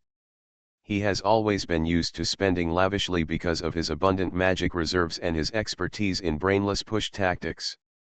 The concept of saving cannot be found in the dictionary. It was indeed a bit difficult for him to suddenly change from extremely large to extremely small. On the other side, 11 Faye could not help swallowing her saliva when she noticed the surging magic power in the student's body. The six-pointed star has not yet been connected in series, but the magic power reserve is far more than that of ordinary silver magicians. She thought she overestimated the talent of the student, but she didn't expect that she still underestimated it. Magic requires talent. Everyone can become a magician because the threshold of magicians is not that high, but if you want to become a powerful magician, talent is particularly important. Take 11 Faye or Veronica as an example. The life essence of the descendants of dragon blood is far greater than that of ordinary people. At the same stage of six-pointed star practice, they can store more four elements and their thinking is far more powerful than others. In order to ensure the formation of the six-pointed star, more knowledge must be learned to ensure that emptiness will not lag behind when the six-pointed star is formed. This is talent. At the beginning, they have already opened up a gap with ordinary magicians. When they reach the silver and gold stages, the gap will only get bigger and bigger. Moreover, many magicians are limited by their talents and can only stay at the silver stage throughout their lives. They can never reach the gold stage even if they work hard all their lives. For example, the four priests before had high status and position, but their strength was really not that good. They could only climb to high positions by sitting in the office and making merit. Wayne's talent is definitely more than gold. Coupled with the elemental affinity of horror, Sci-fi boldly imagines the future. The more she looks at it, the more cute and lovable she becomes. It's not like that guy who has the same hair color, and the more he looks at it, the more he hates it. Teacher, it's a bit difficult to control subtle magic power. I won't be able to tame my own magic power for a while. Wayne frowned. He tried, but the magic power in his body was smelly and hard. He only knew how to run rampant and recklessly, which was not elegant at all. That's right, it's difficult. This is a skill that only Silver Mage can master. Teacher, can you tell me about Master Silver's training? I want to be mentally prepared in advance. Okay, but I'll only tell you part of it. It's good for you to understand. You don't need to go too deep. Sci-fi waved her hand and drew a six-pointed star pattern in front of her, and the fluorescent light dimly illuminated her whole body green. Through this face, Wayne saw the scene of Austin and Megan having sex. The black forged six-pointed stars are earth, fire, water, wind, air, and me. You already know these, so I won't describe them again. Sci-fi pushed open his hands and deduced the silver cross star based on the six-pointed star. The cross star is composed of four key points: God, fate, space, me. Life is the essence of life, composed of the four elements of earth, fire, water, and wind. God is split from the previous void and self. The essence of this step is to strengthen the two elements of void and self to prepare for the future gold. Triangle preparation. As Sci-fi's words unfolded, the 6 points of the hexagram dispersed or gathered together, and then reorganized into a cross star. You already understand the concepts of fate, emptiness, and self. The key to the silver cross lies in God, which involves faith, which is very important.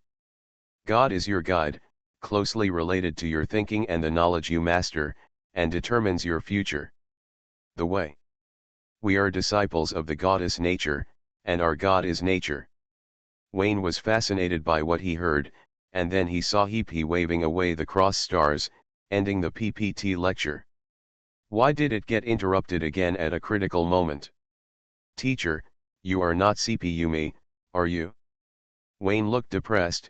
He wanted to know more, but he shook his head repeatedly. That's all, any more talk would affect the development of the students. Wayne had no choice but to suppress his curiosity and think about asking the robber when he came to the door. Sci-fi knew that students were eager to learn, but it was too early at this stage. She couldn't say anything, so she couldn't say anything. If her quick words caused the students to grow crooked, it would be too late to regret it. She mentioned the magical knowledge of the six-pointed star stage and directed Wayne's attention to the present. Cultivation requires one step at a time. It is not good to eat too much, and it is even worse to be greedy for other people's pots. One hand and one question, time flies by.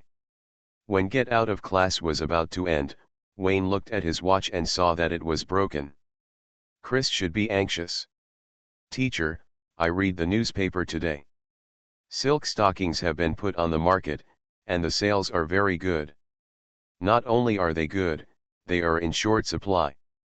Sci-fi immediately became energetic. Her brand was able to leap into the London fashion circle and become a new favorite. The silk stockings designed by Wayne were indispensable. Don't say anything, just wait for the dividends. By the way, teacher, I was on Long's Inn Island some time ago.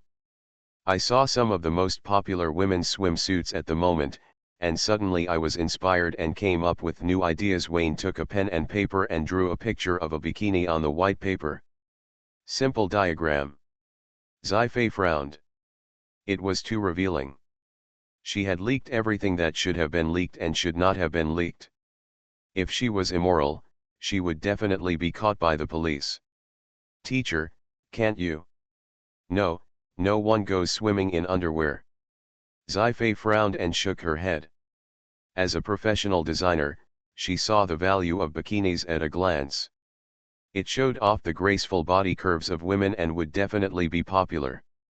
Likewise, it would be very controversial and not suitable for wearing in public.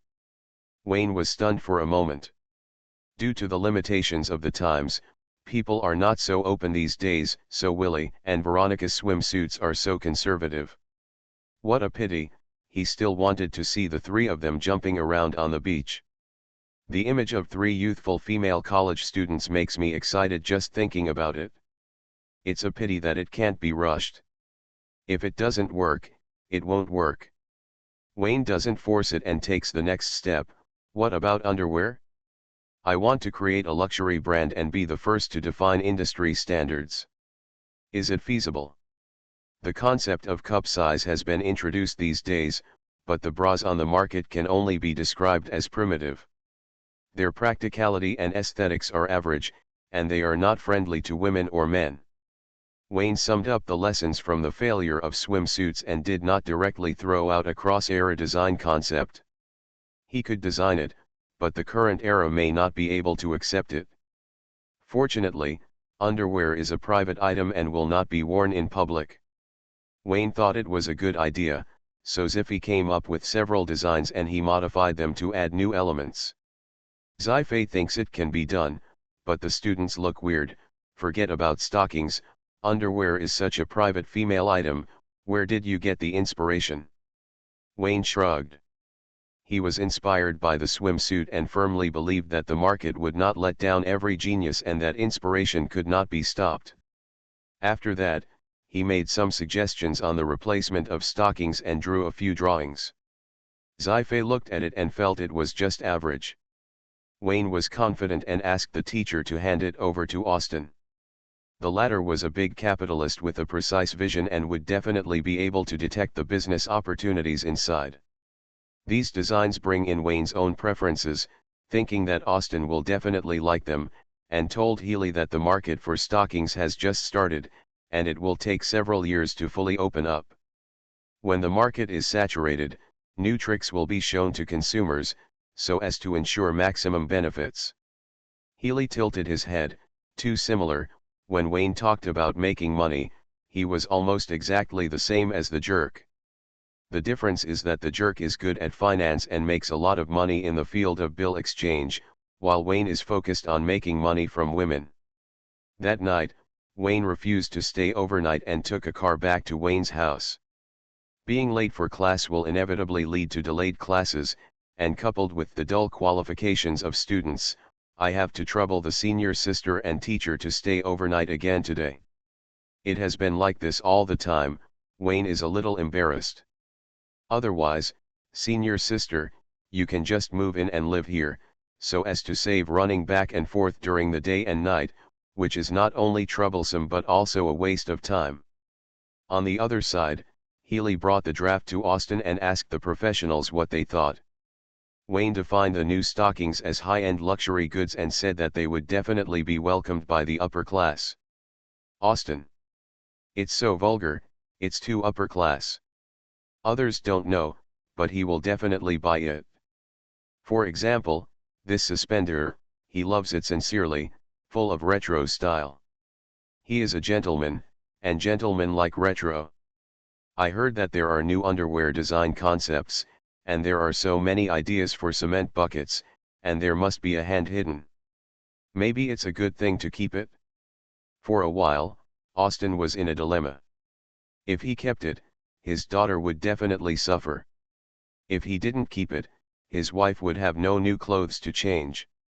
It was very entangled. Talk. Yes, it's not impossible. At dawn, the fog dissipated. Today's London is a little gloomy, the weather is not good, and there is a hint of a rainstorm coming. Wayne opened the car door and sent Chris to the car. He apologized again for being late last night. If it weren't for him, the senior sister and teacher would not have stayed at Wayne's house. After closing the car door, Wayne gave a wink to the butler beside him. "FLA, master, you don't need to wink every day. I know everything in my heart." Wayne: no, you don't understand. FLA: I see. Wayne: it's good that you understand. Remember to be hidden and don't let her find out. The master and servant exchanged glances, and FLA instantly understood the master's mind. It's not enough to just say good things in the car. You need to have more wingmen. For example, gossip. Chris is such a beautiful girl. She is picked up by a luxury black car every night and returns to school early the next morning. Does she have a rich boyfriend and stay at her boyfriend's house every night? What stage has it developed to? When are you going to get married? These rumors can be spread. It can't be called a rumor, it's just gossip. Considering that it's a girls' school, this kind of gossip after dinner is the most popular. Wayne asked FLA to be more secretive. If necessary, FLA could do it herself, develop a few more downlines, sponsor female college students with tight living conditions, and teachers in school. It doesn't matter if she spends a little more. In short, don't save money if you can settle it. After the housekeeper left, Wayne came to the back garden with his suitcase and started the sword training class in the morning. Axew squatted on the tree the whole time. This was Wayne's request. His joining the Church of the Sun was like a piece of yellow mud on his white underwear. It was shit, and it couldn't be washed white. This was all Axew's credit. It was the bird itself that was to blame. Now that things have come to this, reporting is self-explosion, so don't think about those little thoughts. Axew was silent the whole time. If time could go back, it would never follow Wayne out of the aviary out of curiosity. After lunch, Wayne took a black car to the commercial street. Willie didn't stay last night, and was still depressed about the multiple choice questions. Without her, Wayne didn't need to walk on the road. He talked and laughed with the housekeeper in the car and soon arrived at the detective agency. The detective agency started interviewing and recruiting people this afternoon. The first one was the front desk who represented the store. Wayne didn't have high requirements. She was young and beautiful, with big breasts and long legs, and good taste in clothing and temperament, so that the client would know at the first time that the consumption here was high. As for employees, Wayne signed a contract with Wesley. As the second best detective in Wayne Detective Agency, Wesley was responsible for recruiting detective employees in another office. The scale of Wayne Detective Agency is not large, and 5 detectives are enough. It doesn't need to be full in the early stage. Just recruiting 2 is enough. At 2 o'clock, near afternoon tea time, Wayne received a call from Kerr. "I read the newspaper and heard that you are recruiting people. You know all this, you are really well informed. Do you want me to introduce you to one, my sister, the ugly type you like, just in time for afternoon tea? I will help you meet her. Haha, I want to see how beautiful she can be." You are listening to Novels at Bless Up channel. Wish you happiness and luck. Please subscribe to receive new novels. How do you feel about this novel? Please like and leave a comment. Restarting the Myth. Author, Fengchao Huang. Chapter 109. At the appointed restaurant, Wayne met Kerr and his ugly sister. "I have to say, it is indeed beautiful. This is a beauty with long brown hair.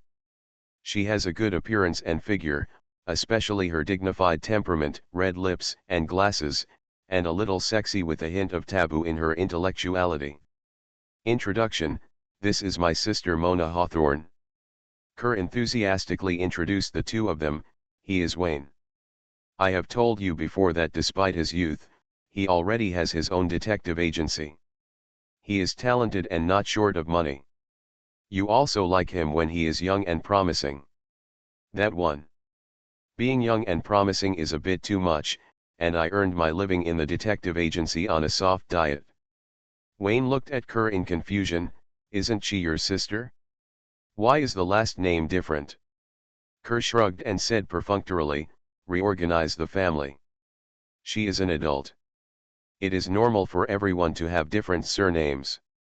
It's weird to believe you." Wayne rolled his eyes, politely stretched out his hand to shake Mona's hand, and subconsciously looked at the other person's clothes and appearance. She is very young, not even 30 based on her appearance. Her clothes and makeup are very decent, bright but just right. Wearing a knee-length black skirt and a pair of stockings, it can be seen that her financial strength is not bad. At the same time, Mona was also looking at Wayne. She looked at him very carefully, far beyond the detective's habit. Afternoon tea was not long, and Wayne turned this meeting into a recruitment scene. Out of trust in Kerr's character, Wayne hired the female detective. Mona is registered with the White Glove Association, and her rank is blue like Wayne's. She is beautiful and capable, and her expected salary is not high. Wayne has no reason to refuse her. All detective employees are men. It would be much more convenient to recruit a female detective to handle certain special cases. After the pleasant afternoon tea, Wayne left a business card and left. Just looking at Mona's detective rank in the White Gloves Association, Wayne knew without even thinking that this was a magician. It was definitely not as simple as being his little brother. It doesn't matter, Wayne's positioning for Mona is to only talk about work and not get involved in life. Work and life are clearly separated, and he is afraid that the other party will eat him up. After Wayne left, Kerr looked at his sister and asked in a low voice, "How are you doing? Did you see anything? Is he the person you are looking for?" "It's not that easy." Mona shook her head. "We can't confirm it yet, but since you said he can transform into an angel, it's necessary to follow this clue. Can you tell me what the church is looking for? Kerr, it was nice chatting with you. Thank you for your help. That's it for today. I have to leave first. Mona swayed away, leaving Kerr rolling his eyes and saying nothing. He would investigate on his own. Wait a minute, why am I the one paying the bill? Wayne returned to the detective agency and asked Wesley to stop recruiting detective employees. Including his boss, the detective agency has 3 detectives and there is no need to recruit new people in a short period of time. When your career has just started, you can't take too big a step. Time flew by, the black car came to the commercial street, and the housekeeper Fula came to pick up the master after get off work. Wayne was sitting in the back row, playing with ancient silver coins in his hand. All 6 elements of the hexagram were fully loaded, and the 4 elements of earth, fire, water, and wind were even more numerous, but the hexagram had not yet been connected. Everything that was promised came true, and his sewers were almost overflowing. At the moment, the ancient silver coins have little meaning to Wayne. The main reason is that the Book of Greed has been eating, like a black hole, swallowing up the gray space without satisfaction. As the black car drove onto Jazz Road, heavy rain suddenly fell, and the gloomy sky seemed to be about to collapse. Too dark. Wayne realized something was wrong and signaled Fula to stop. Strangely, the butler did not obey the master's order and drove into a black path. Darker and darker, darker and darker. Wayne narrowed his eyes slightly, probably realizing something, and stuffed the ancient silver coin into the gap of the leather seat cushion. The car stopped, and the undead infantry opened the door and sat next to Wayne. When they met, they gave him the villain's iconic quack laugh. Wayne rolled his eyes. Dean Plank, you don't have to cover your face every time. This is not possible. You must be honest. I promised the high priest. Plank said that a man must behave upright, and he swore to the gods that he would never take the initiative to appear in front of Wayne. He could not break his oath and he must do what he said. Your god is so easy to fool. Wayne groaned inwardly, and then saw Gangplank taking the ancient silver coin from the gap in the seat. It's so strange. This silver coin looks like the one I threw away. Plank said he was lucky, and he happily put the ancient silver coin away. My silver coins. Wayne watched the ancient silver coins being taken away by robbers with a look of reluctance, and vowed in his heart that for 30 years to the east of the Tame River and 30 years to the west of the Tame River, today's shame will be etched in his heart forever, and he must take back what he lost with his own hands. Wayne, I heard that you met the evil god and an ancient god on Dragonheart Island. Does the Dean also know? Of course, that is the ancient god after all. Gangplank talked nonsense and frankly revealed to Wayne the relationship between the White Gloves Association and the Free Mage Alliance. Wayne guessed right. The Windsor royal family has really big hands, and the White Gloves Association is just one part of it. Have you seen the ancient god? No, it was very noisy at the time, and then I didn't know anything else. It's a pity, but it should be like this. The ancient gods cannot be looked at directly and cannot be described. Gangplank sighed, and fell into the same dilemma as the evil god. He longed for the ancient god's candy, but was afraid that he would consume too much sugar and that his body would not be able to bear it. Plank sighed for a while and began to ask the evil god. There was a holy grail of blood in his collection. He destroyed a cult that believed in blood, and he also believed in the evil god. Faith is nothing more than a business. There is nothing wrong with having more faith. The arrival of the evil god from hell had nothing to hide. Wayne told it truthfully. When he mentioned that the evil god was desperate to seize the faith of the ancient gods, Gangplank's skull cracked and laughed strangely. If the evil god wasn't so greedy, maybe his plan to come to the world would have been completed. All success stems from greed, and all failure stems from too much greed. Plank took back the ancient silver coins and asked for the information he wanted to know. He opened the car door and was about to leave. Wayne was unwilling to let him go and asked about life magic and the silver cross. Every church has researched life magic. The situation is very complicated. I can't tell who is right and who is wrong. Planck gave an example: the elf evolution theory of the life alliance, the skeletonization of death, including the master and disciple martial you saw last time, can all be counted as life magic. This is a very grand issue. When you reach the Silver Mage, learn the magic of faith in the church and your life will naturally begin to evolve. Wayne wrote down these words. Planck is a mage of the Free Alliance. He has no absolute faith and has a more objective perspective on issues. The reference significance of his arguments is definitely higher than that of Ziphy. As for the Silver Cross, you can definitely ask your teacher. The High Priest is a golden mage. These small problems won't trouble her. Gangplank guessed that Wayne had already asked. He was happy that the genius did not trust his teacher. He clenched his fist and coughed lightly. The components of the Silver Cross are life, self, space, and God. We free mage will use God at the end of the day. God is very important, but he must not be alone. This is related to your subsequent path. Planck spoke very bluntly and made it clear: the High Priest is a disciple of the goddess of nature. Her God is only nature. You are different. Simply defining God as nature will only restrict the height you can reach in the future. Then what should I define God as? It stands to reason that the more the better, but too much is not good. People have limits. If you have too many beliefs, it will be difficult for your life essence, thinking, and knowledge reserves to keep up. Once these four elements are out of balance, the Silver Cross will never unable to form. Planck pondered for a moment. I suggest you do your best. You can treat the three goddesses of the Life Alliance as gods and start with these three beliefs. Of course, you have a dark ring in your hand. If you feel that your life essence and thinking are strong enough, you can consider adding darkness to it. In this case, your knowledge will not be able to keep up. The High Priest will not provide you with the knowledge of dark faith. Come to me when the time comes. The Freedom Alliance is most in need of these. Gangplank smiled happily. Everything was going according to plan, and Wayne was destined to become a free mage. Wayne raised his eyebrows. Since they have joined the darkness, death can also be used.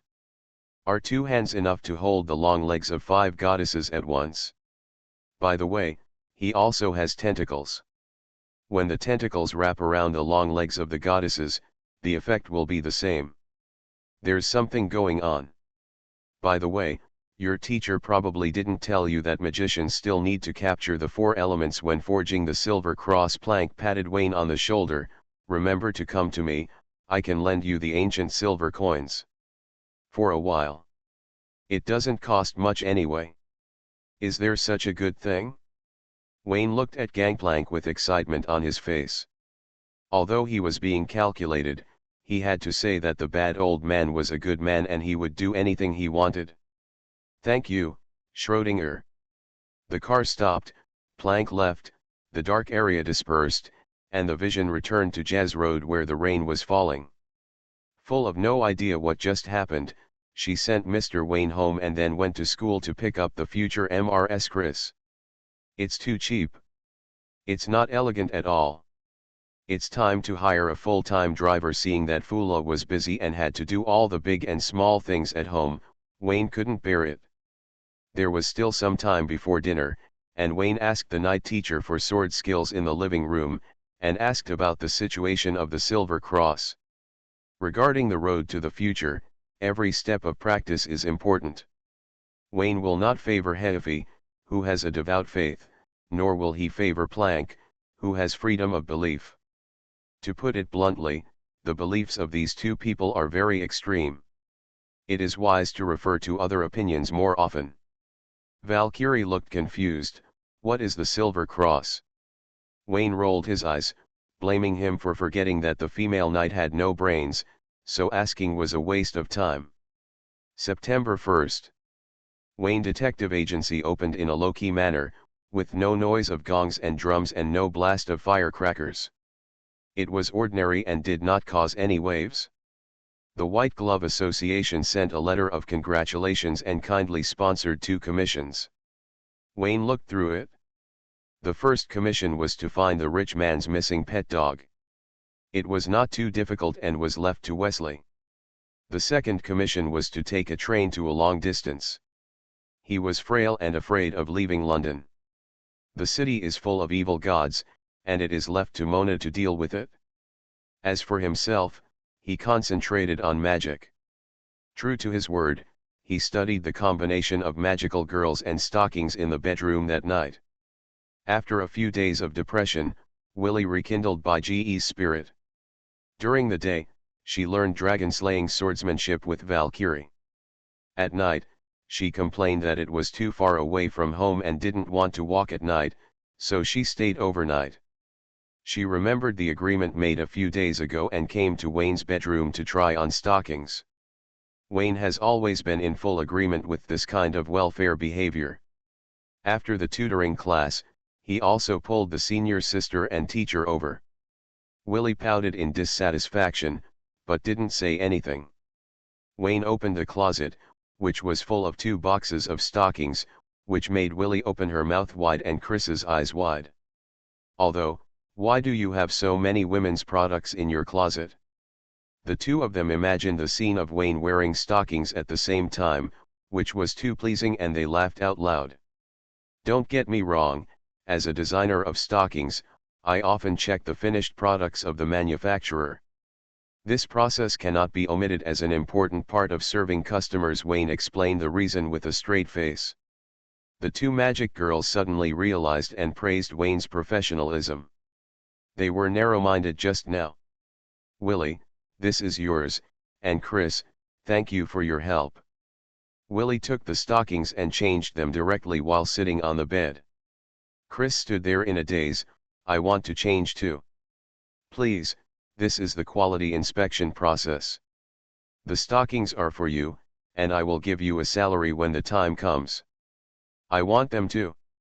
Okay, I'll give them all to you, and I'll give you double the salary. Wayne glanced at Willie, who was changing her socks, and turned back to look at Chris with expectation. The maid at home is not in the right shape, so I can only ask you friends for help. Chris found it difficult to refuse. Just when she was about to say that she didn't want the salary, Willie spoke first. In order to save the latter's face, she had to take a salary herself. With the help of Willie, Chris became the second quality inspector in a daze. She went back to her room to change the samples with reserve, and then, according to Wayne's request, she and Willie worked on several body highlighting styles. It was a little embarrassing, but it was too late to refuse now. Both women were wearing long skirts, and Wayne did not ask them to lift up their skirts, which was too scary. Chris would definitely be scared away. At first, take it slow. When they get used to it, provide samples of short skirts with stockings. 5 minutes later, Wayne put down the sketchbook and thanked the 2 models for their kindness. To show their respect, he would treat them to a big meal tomorrow. Under Wayne's regretful gaze, Willie and Chris left the bedroom without leaving the samples for quality inspection. Time went round and round until September 3rd. Wayne put on Valkyrie and practiced sword in the back garden. The hexagram in his body suddenly formed in series. He hurriedly stopped the sword dance and carefully sensed the changes in the hexagram, trying to find a pattern to make it completely stable. This time, the balance was extended to 12 seconds, and Wayne was also comfortable for 12 seconds. Because the golden hair on the tip of his nose was itchy, he sneezed and interrupted it. Valkyrie apologized. Wayne, just now. It has nothing to do with you, I came here suddenly. Wayne took off his armor, summed up the experience of the 6-pointed star in recent days, and summed up a rule. The less he cared, the more he focused on other things, and the easier it was for the 6-pointed star to form without paying attention. The teacher is right, don't put too much pressure on yourself, go out more, and relax your mood. Wayne muttered to himself, put the armor into the suitcase, and prepared to go to Geauga County early tomorrow morning. It takes 4 hours to go back and forth, go out in the morning and go home at night, and it doesn't delay the senior sister's stockings. No, it doesn't delay the senior sister's tutoring class. Perfect. Wayne's pastor certificate has been issued, with the magic anti-counterfeiting seal exclusive to the Church of Nature. As a leader of neither size, he has been away from work for a long time, and it's time to show up and brush his presence. By the way, relax and see the local characteristics of the university campus. No mistake, the next time it takes shape, the hexagram will be stable. Wayne looked at his hands. In the last 12 seconds, his body was filled with Paravata, and the Book of Greed was hungrier than usual. Restarting the myth. Author, Fengchao Huang. Chapter 110. Geauga County is located in the north of London, less than 100 kilometers away. It takes 1 hour to get there by train from the Cathedral railway station. But if the train is delayed, everything will be different. If you drive by yourself, it takes about 2 hours to reach the base of the Natural Church in Geauga County from the West District of London. In the era without automatic navigation, it takes even longer to grope on the road for the first time. Considering the above, Wayne chose to drive. In addition to worrying about train delays, there are many other considerations. He has to clock in at Geauga County twice a month, and it is good for him to be familiar with the road conditions. At 8 o'clock in the morning, the black car drove out of London City and headed north. Wayne drove according to the map, and the speed was not fast. He did not call the base, and he had already planned that this trip would focus on a surprise inspection of the leaders. If it is found that someone is slacking off at work, receiving the salary of a civil servant of the church but leaving the post during working hours, then sorry, I will add another new official to the 3 fires of taking office. What, the leader is also slacking off? It's so funny. Can you call it slacking off when doing the leader's work? That's called a business trip, that's called further study. Half an hour later, the car drove into a road marked No. 114. The air pressure gradually dropped, and the gloomy fog gradually filled the air. Wayne stepped on the brakes, and the car stopped on the side of the road with the lights on. He took out the map and looked at it. On the passenger seat, the white pigeons jumped back and forth, cooing and sorting corn and wheat grains, as if counting their own property. The road is right, but... Wayne looked at the rearview mirror, and the surrounding fog became thicker and thicker, giving him a very uneasy feeling. I can't tell, but there's something strange. Once you leave London City, there are monsters everywhere. What kind of God-chosen continent is this? The demon continent is more like it, Wayne complained speechlessly. Facing the mysterious foggy area, he decisively chose to turn around and return. It's not suitable to go out today. Take the train to Geauga County tomorrow. Highway 114 twists and turns. The car passes by, tearing a hole in the foggy veil, causing ripples, and soon returning to calm. As the fog gets thicker, the trees on both sides of the road become more and more blurred, and the headlights struggle to pass through the haze. Everything is exceptionally quiet and mysterious. Wayne has turned around twice. The car seems to have entered an unknown area. The front, back, left and right are blurred. The headlights open up a narrow passage in the fog, bringing him a few lights. Wayne did not continue to stare at the map. It had nothing to do with getting lost. If the information is correct, he may have encountered an urban legend. To be more precise, this is not the city, it should be called an out-of-city legend. The last time he encountered a similar situation was the last time.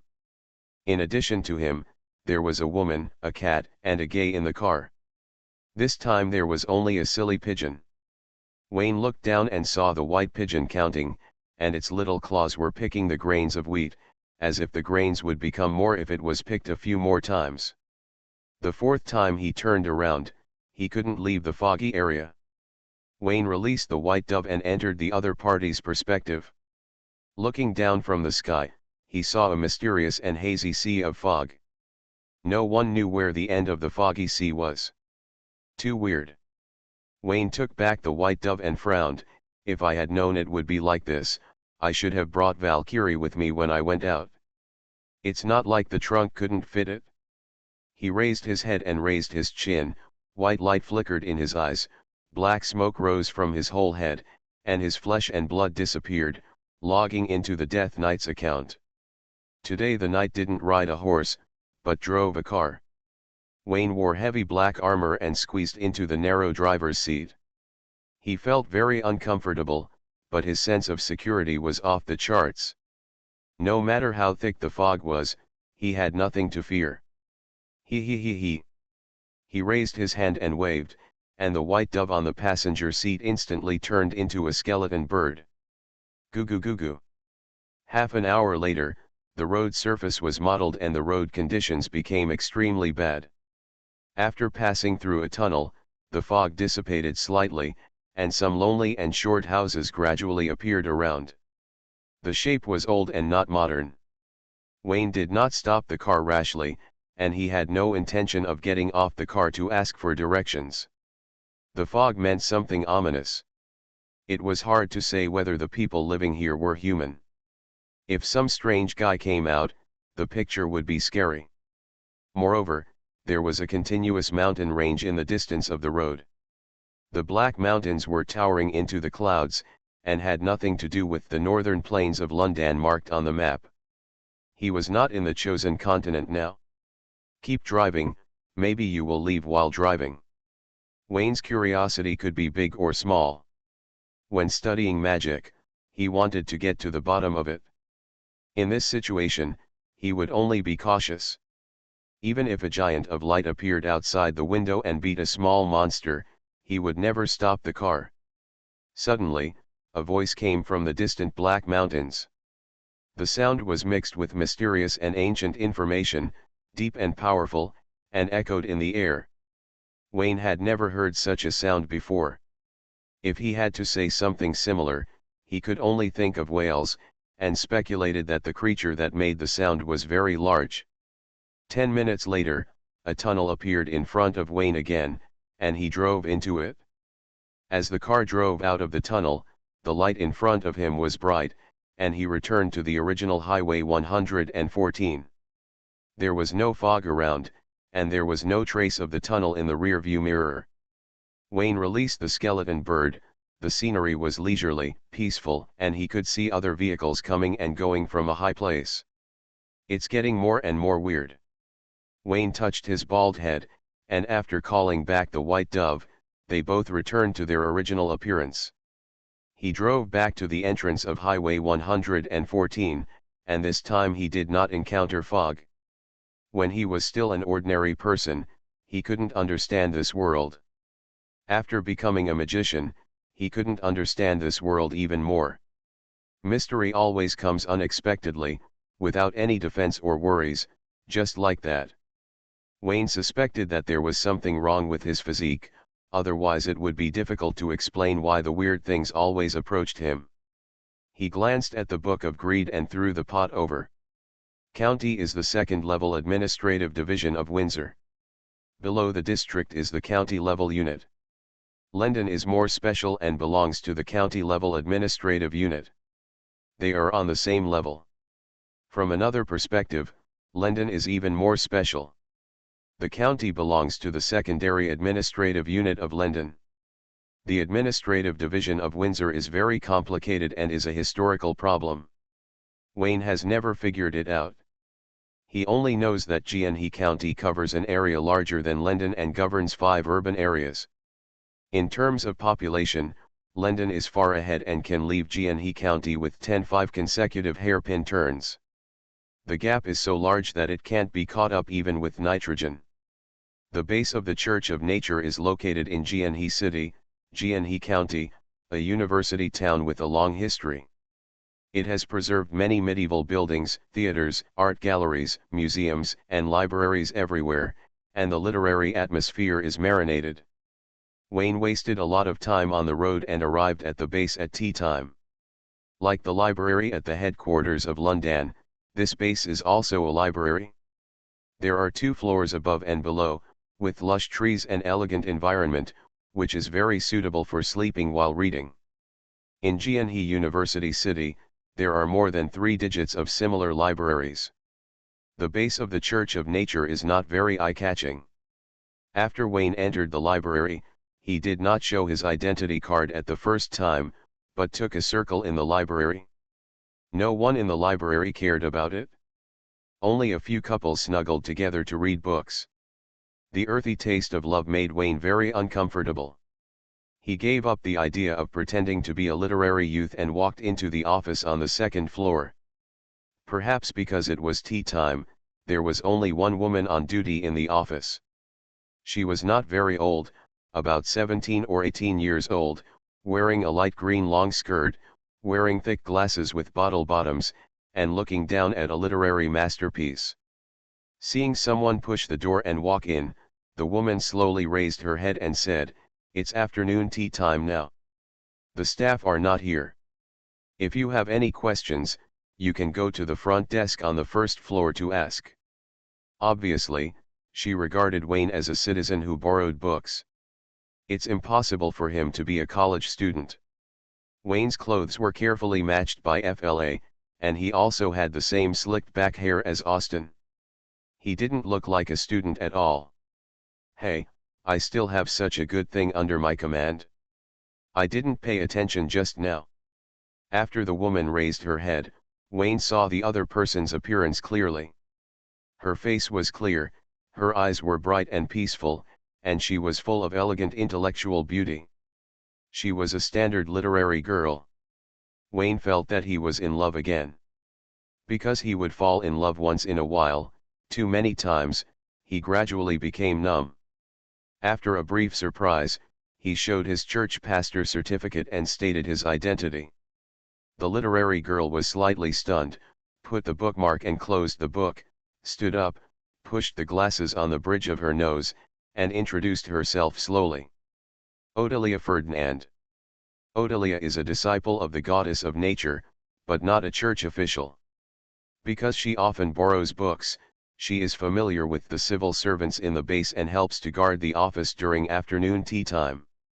"Thank you very much for your help, Miss Ferdinand. You are not a church official. You can just call me Wayne. You don't have to add the position of pastor." Wayne stretched out his hand and shook hands with the other party politely. "Okay, Mr. Wayne." Odelia smiled slightly and said politely, "Everyone calls me Odelia, you can call me that too." After that, she sat down and continued to read, immersed in her own little world. Everything around her had nothing to do with her anymore. A weirdo. Wayne made an evaluation in his heart, and because the other party was beautiful, he added a label of good-looking. A good-looking weirdo. Odelia claimed to be a disciple of the goddess of nature, not a believer. Wayne guessed that she was a magician, but they were not familiar with each other, and the other party was not in the mood to chat, so he didn't ask after asking. Afternoon tea time was over, more than a dozen civil servants returned to the office, looking at the strangers who came uninvited, all puzzled. Wayne showed his ID and looked at his watch again. "Afternoon tea ends at 3 o'clock. You are 20 minutes late. I will record this account." Everyone wailed in their hearts. The leader didn't come earlier or later, but came today when the group went out. It's a pity that they had done enough in the past few days. Now, they ran into the gun directly, and their performance in the past few days was in vain. Where is the person in charge? Who is the third-level Deacon Darcy? Wayne looked at the list of employees on the wall of the office and raised his eyebrows and said, "He is paid the salary of a third-level deacon, but he is negligent in supervision. He is so lax and still a person in charge. He might as well go to the first floor to look after the gate." XN. The person in charge was not there. Everyone looked at each other. One of them stood up and said, Deacon Darcy was invited to the South Geanhe County District, and 5 colleagues went with him. There has been some unrest there recently, and there has been a plague of insects. Pest plague. Yes, the Bishop of the Heavenly Father Church invited. The villages of South Cambridge County are gathered. Wayne passed by there when he was driving. Some time ago, there was a sudden fog, and then there was a plague of insects. Deacon Darcy, with his many years of experience, believed that there must be a connection between the two. There was no pastor in the stronghold, so Darcy decided to go there in person to investigate. If there is indeed a problem, he will issue an investigation report and send it to London, which will be handed over to the Scalpel Agency at the headquarters for processing. Just then Bishop Keith from the Church of Heavenly Father came to visit, and the two hit it off immediately. There was strength in numbers, and there were many helpers available when there were problems, so they set off together. It's heavy fog again. Could it be the same thing as the heavy fog I bumped into? Wayne pondered for a moment and asked a big question. He looked at the middle-aged man who spoke. What is your name? Can you drive? Andre, you have a driver's license. You will accompany me to South Cambridgeshire. The others will continue working. Remember to go to and from get off work on time. Don't get caught by me next time. Wayne picked up the phone and called Fola. He won't be home after working overtime tonight. South Cambridgeshire, 5 p.m. It was still some time before the sun went down, and a thin layer of fog appeared on the roads in the countryside. The fog came out of the woods and appeared in all directions, but the specific source could not be found, which was very strange. It can't just appear out of thin air, right? A group of more than 10 people were walking on a country road, led by 2 men in neat suits, namely Bishop Keith from the Holy See of Heavenly Father and Deacon Darcy from the Natural Church. With different beliefs, it stands to reason that the relationship should be very cold, but these two are obvious exceptions. As a grassroots deacon, Darcy just wants to focus on his career. Bishop Keith is not like the bishops of other dioceses who are airs and pleasant in dealing with people, and he does not have special hobbies like little boys. Of course, another possibility cannot be ruled out. The Heavenly Father's Holy See is declining in Windsor, and he can't even think about it, let alone develop special hobbies. Both of them were experienced magicians. They followed the clues and exchanged opinions and soon discovered the clues. I remember that the fog started to break out in July, and a big event happened during that time. The Death Knight appeared in London, Bishop Keith said. Yes, since the appearance of the Dark Knight, the church has suffered heavy losses and the position of pastor has been vacant for a long time. The cult's minions hidden in the dark are not as honest as before. Darcy kicked away the earthen barrier in front of him.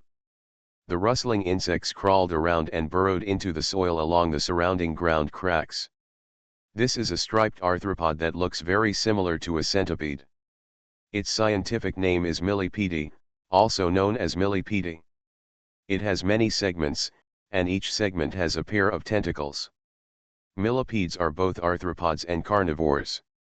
They are smaller and mainly eat herbivores. Because they damage crops, they are generally regarded as pests.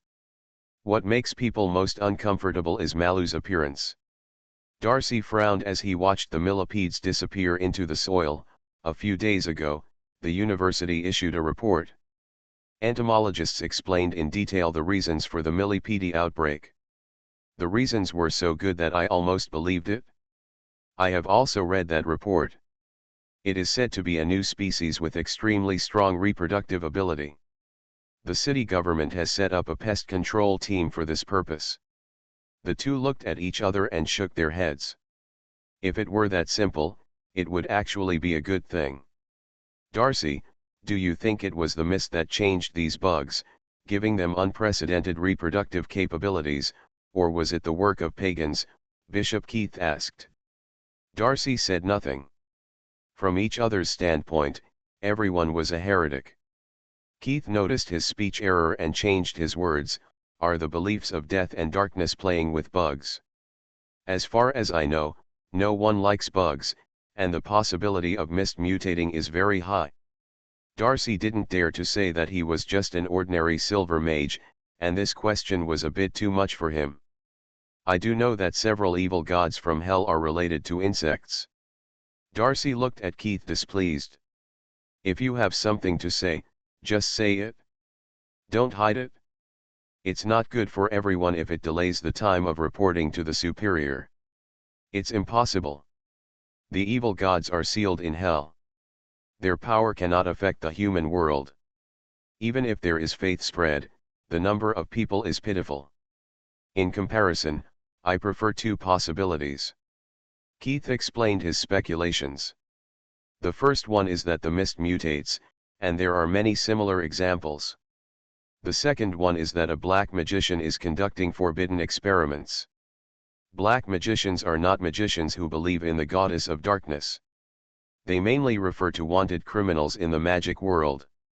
They pursue the so-called true meaning of magic and do whatever it takes to achieve their goals. At first glance, they sound very similar to magicians with freedom of belief, but the methods of black magicians are much more brutal. They are more greedy. In order to obtain powerful power, they often perform cruel evil sacrifices, and the targets of gaining power are mostly the evil gods of hell. The two talked while walking, and soon came to a pasture. The owner of the pasture was cleaning insects from the forage. When he learned that the group of people were investigators from the entomology department of the university, he immediately started complaining. These bugs are no longer satisfied with forage. They also eat meat. They came to the cowshed in a group last night. I'm scared to think about the dense scene. I heard that there was an unburied corpse in the next village. Half of it was eaten by bugs in one night. When he was found the next day, his stomach was full of bugs. The rancher described it vividly and showed everyone his exploits last night. The dead bugs are piled up into a hill 1 meter high, with their sticky sap flowing and emitting a foul odor. The image is dedicated to overeating. The group of people watched from a distance, unwilling to get closer. Darcy's heart skipped a beat. He didn't know what he found, so he picked up a wooden stick and inserted it into the pile of insect corpses. Wisps of undetectable white mist dispersed, instantly attracting Bishop Keith's attention. Fog has something to do with bugs, they can create fog. The two looked at each other and led their men to leave the ranch, speeding up their pace. The first fog changed these bugs. They have become part of the fog, including their offspring. The city government's pest control team can't solve these bugs. I will report to the headquarters of London and ask them to send people to completely eliminate these bugs. Darcy was worried. The fog was very dangerous and it was hard to guarantee that the bugs would not continue to mutate. If they dare to eat corpses today, they will dare to eat living people tomorrow. I still think it has something to do with the black magician, otherwise it is difficult to explain that the fog only mutated the bugs and did not change other creatures. Keith held a different view. The two had their own guesses, but they both planned to report to their superiors. There were too many bugs and they could not clean them up with limited manpower. At dusk, the fog on the road in the countryside became thicker. As the last ray of light fell, the rustling sound of crawling became louder. The group boarded the bus and returned to Jianhe City along the highway. The crackling sound of the tires rolling over made everyone's stomachs churn. At this moment, the bus suddenly stopped. The driver stared ahead in amazement. The headlights shone on the road ahead, countless insects spread and crawled, gathered into thick lines, covering the entire road like a fishing net. Darcy's heart was chilled, and his scalp was numb by the dense scene. Keith, who was standing next to him, closed his eyes and sensed, there is no magic fluctuation. It seems that it is not the work of the black magician. Rush over, there are just a few more insects. The driver nodded, raised his hand and drew a cross on his chest, started the bus and began to accelerate. The crackling sound was endless. There were too many insects, so many that everyone in the car could clearly feel the bumps of the tires. The driver had to slow down because the tires slipped. The millipedes were endless, coming out from the farmland and woods on both sides, filling the road with a black mass. Keith's face became more gloomy. Something is wrong. Everyone, get ready for battle. These bugs are coming for us. As soon as the words fell, countless millipedes piled up into a high wall, blocking the direction of the bus. Don't stop, speed up and drive forward. Keith jumped out of the window and climbed onto the roof, holding a Bible in his arms and reciting poems silently. The white light illuminated the night sky, and the warm holy will dispelled the filth and evil spirits. The vast momentum stretched for miles. Wherever it passed, the millipedes disintegrated and fled quickly into the shadows. The high wall formed by the bugs collapsed on its own, and Keith held the Bible in his hand to illuminate the way forward. Behind the bus, the swarm of bugs that were unwilling to fail rolled in, and soon gathered into a large irregular rolling ball. The rustling sound continued into a peace, eroding Bishop Keith's mind and making him faintly dizzy. Darcy jumped onto the roof of the car and slapped Keith in the face. Greenery.jpg.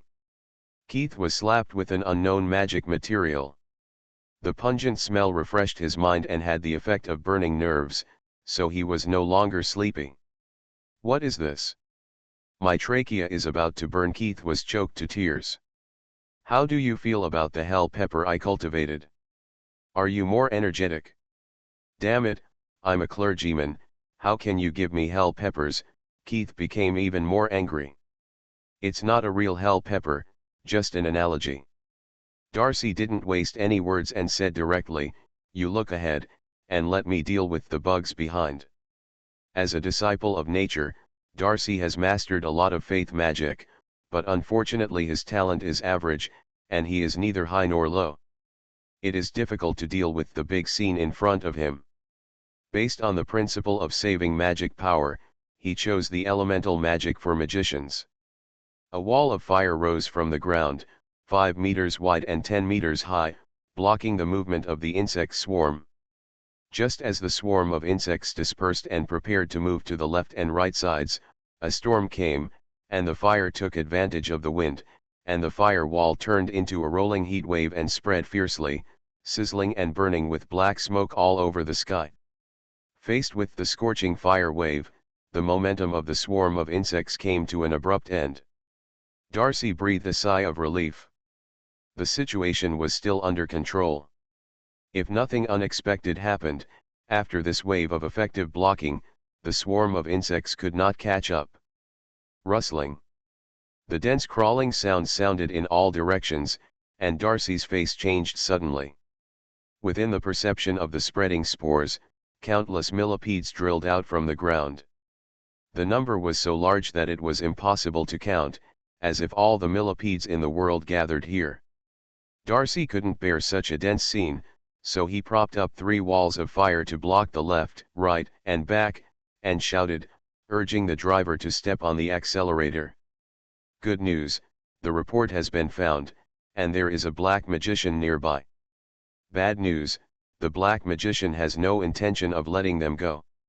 Millipedes attacked from all directions, no longer afraid of the light and flames, and attacked the speeding bus. Seeing this, the magicians in the car each used their own methods, either fire wall storm or holy light disc machine evil, to help their leader. Looking from a distance, the bus was roaring with flames all the way, driving quickly on the night road. If there were only a few insects, facing such a battle, it would undoubtedly be a mantis trying to stop a car, but there was no end to the sea of insects, and there were too many of them. Insects rained down sparsely in the sky, and the swarms of insects on the left and right and rear broke through the fire wall again and again, fiercely hitting the car windows, and a layer of sticky and smelly juice was stuck on the glass. The stench spread, and the magicians in the car staggered and wanted to fall down. The driver forced himself to be energetic and took out the custom-made hell pepper from his arms to refresh himself. Darcy and Keith on the roof were a little bit exhausted, especially the former, whose magic power was seriously depleted, and it was difficult to continue to control the fire wall to block the insect swarm. The defensive flames were drowned by the insect swarm, and the coverage of the fire continued to shrink. Countless insects fell from the sky.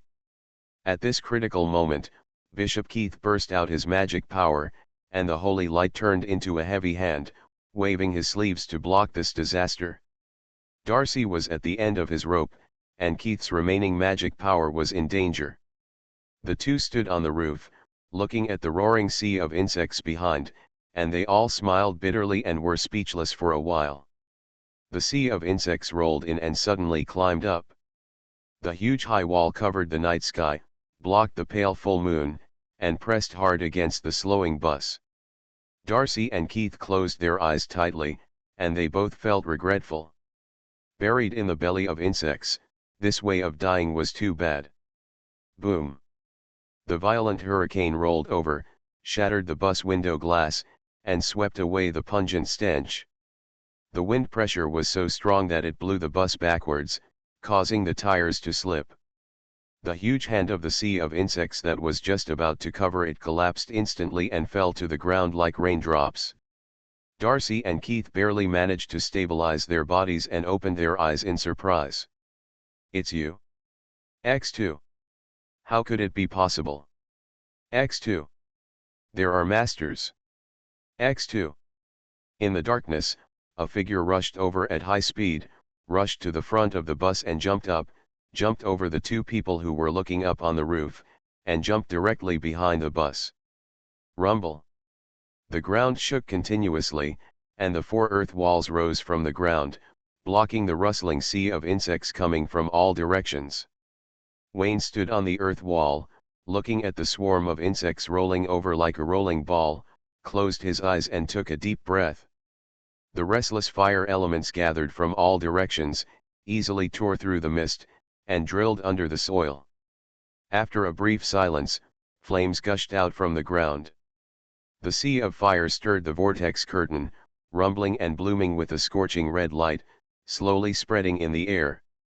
The flames lit up the night sky.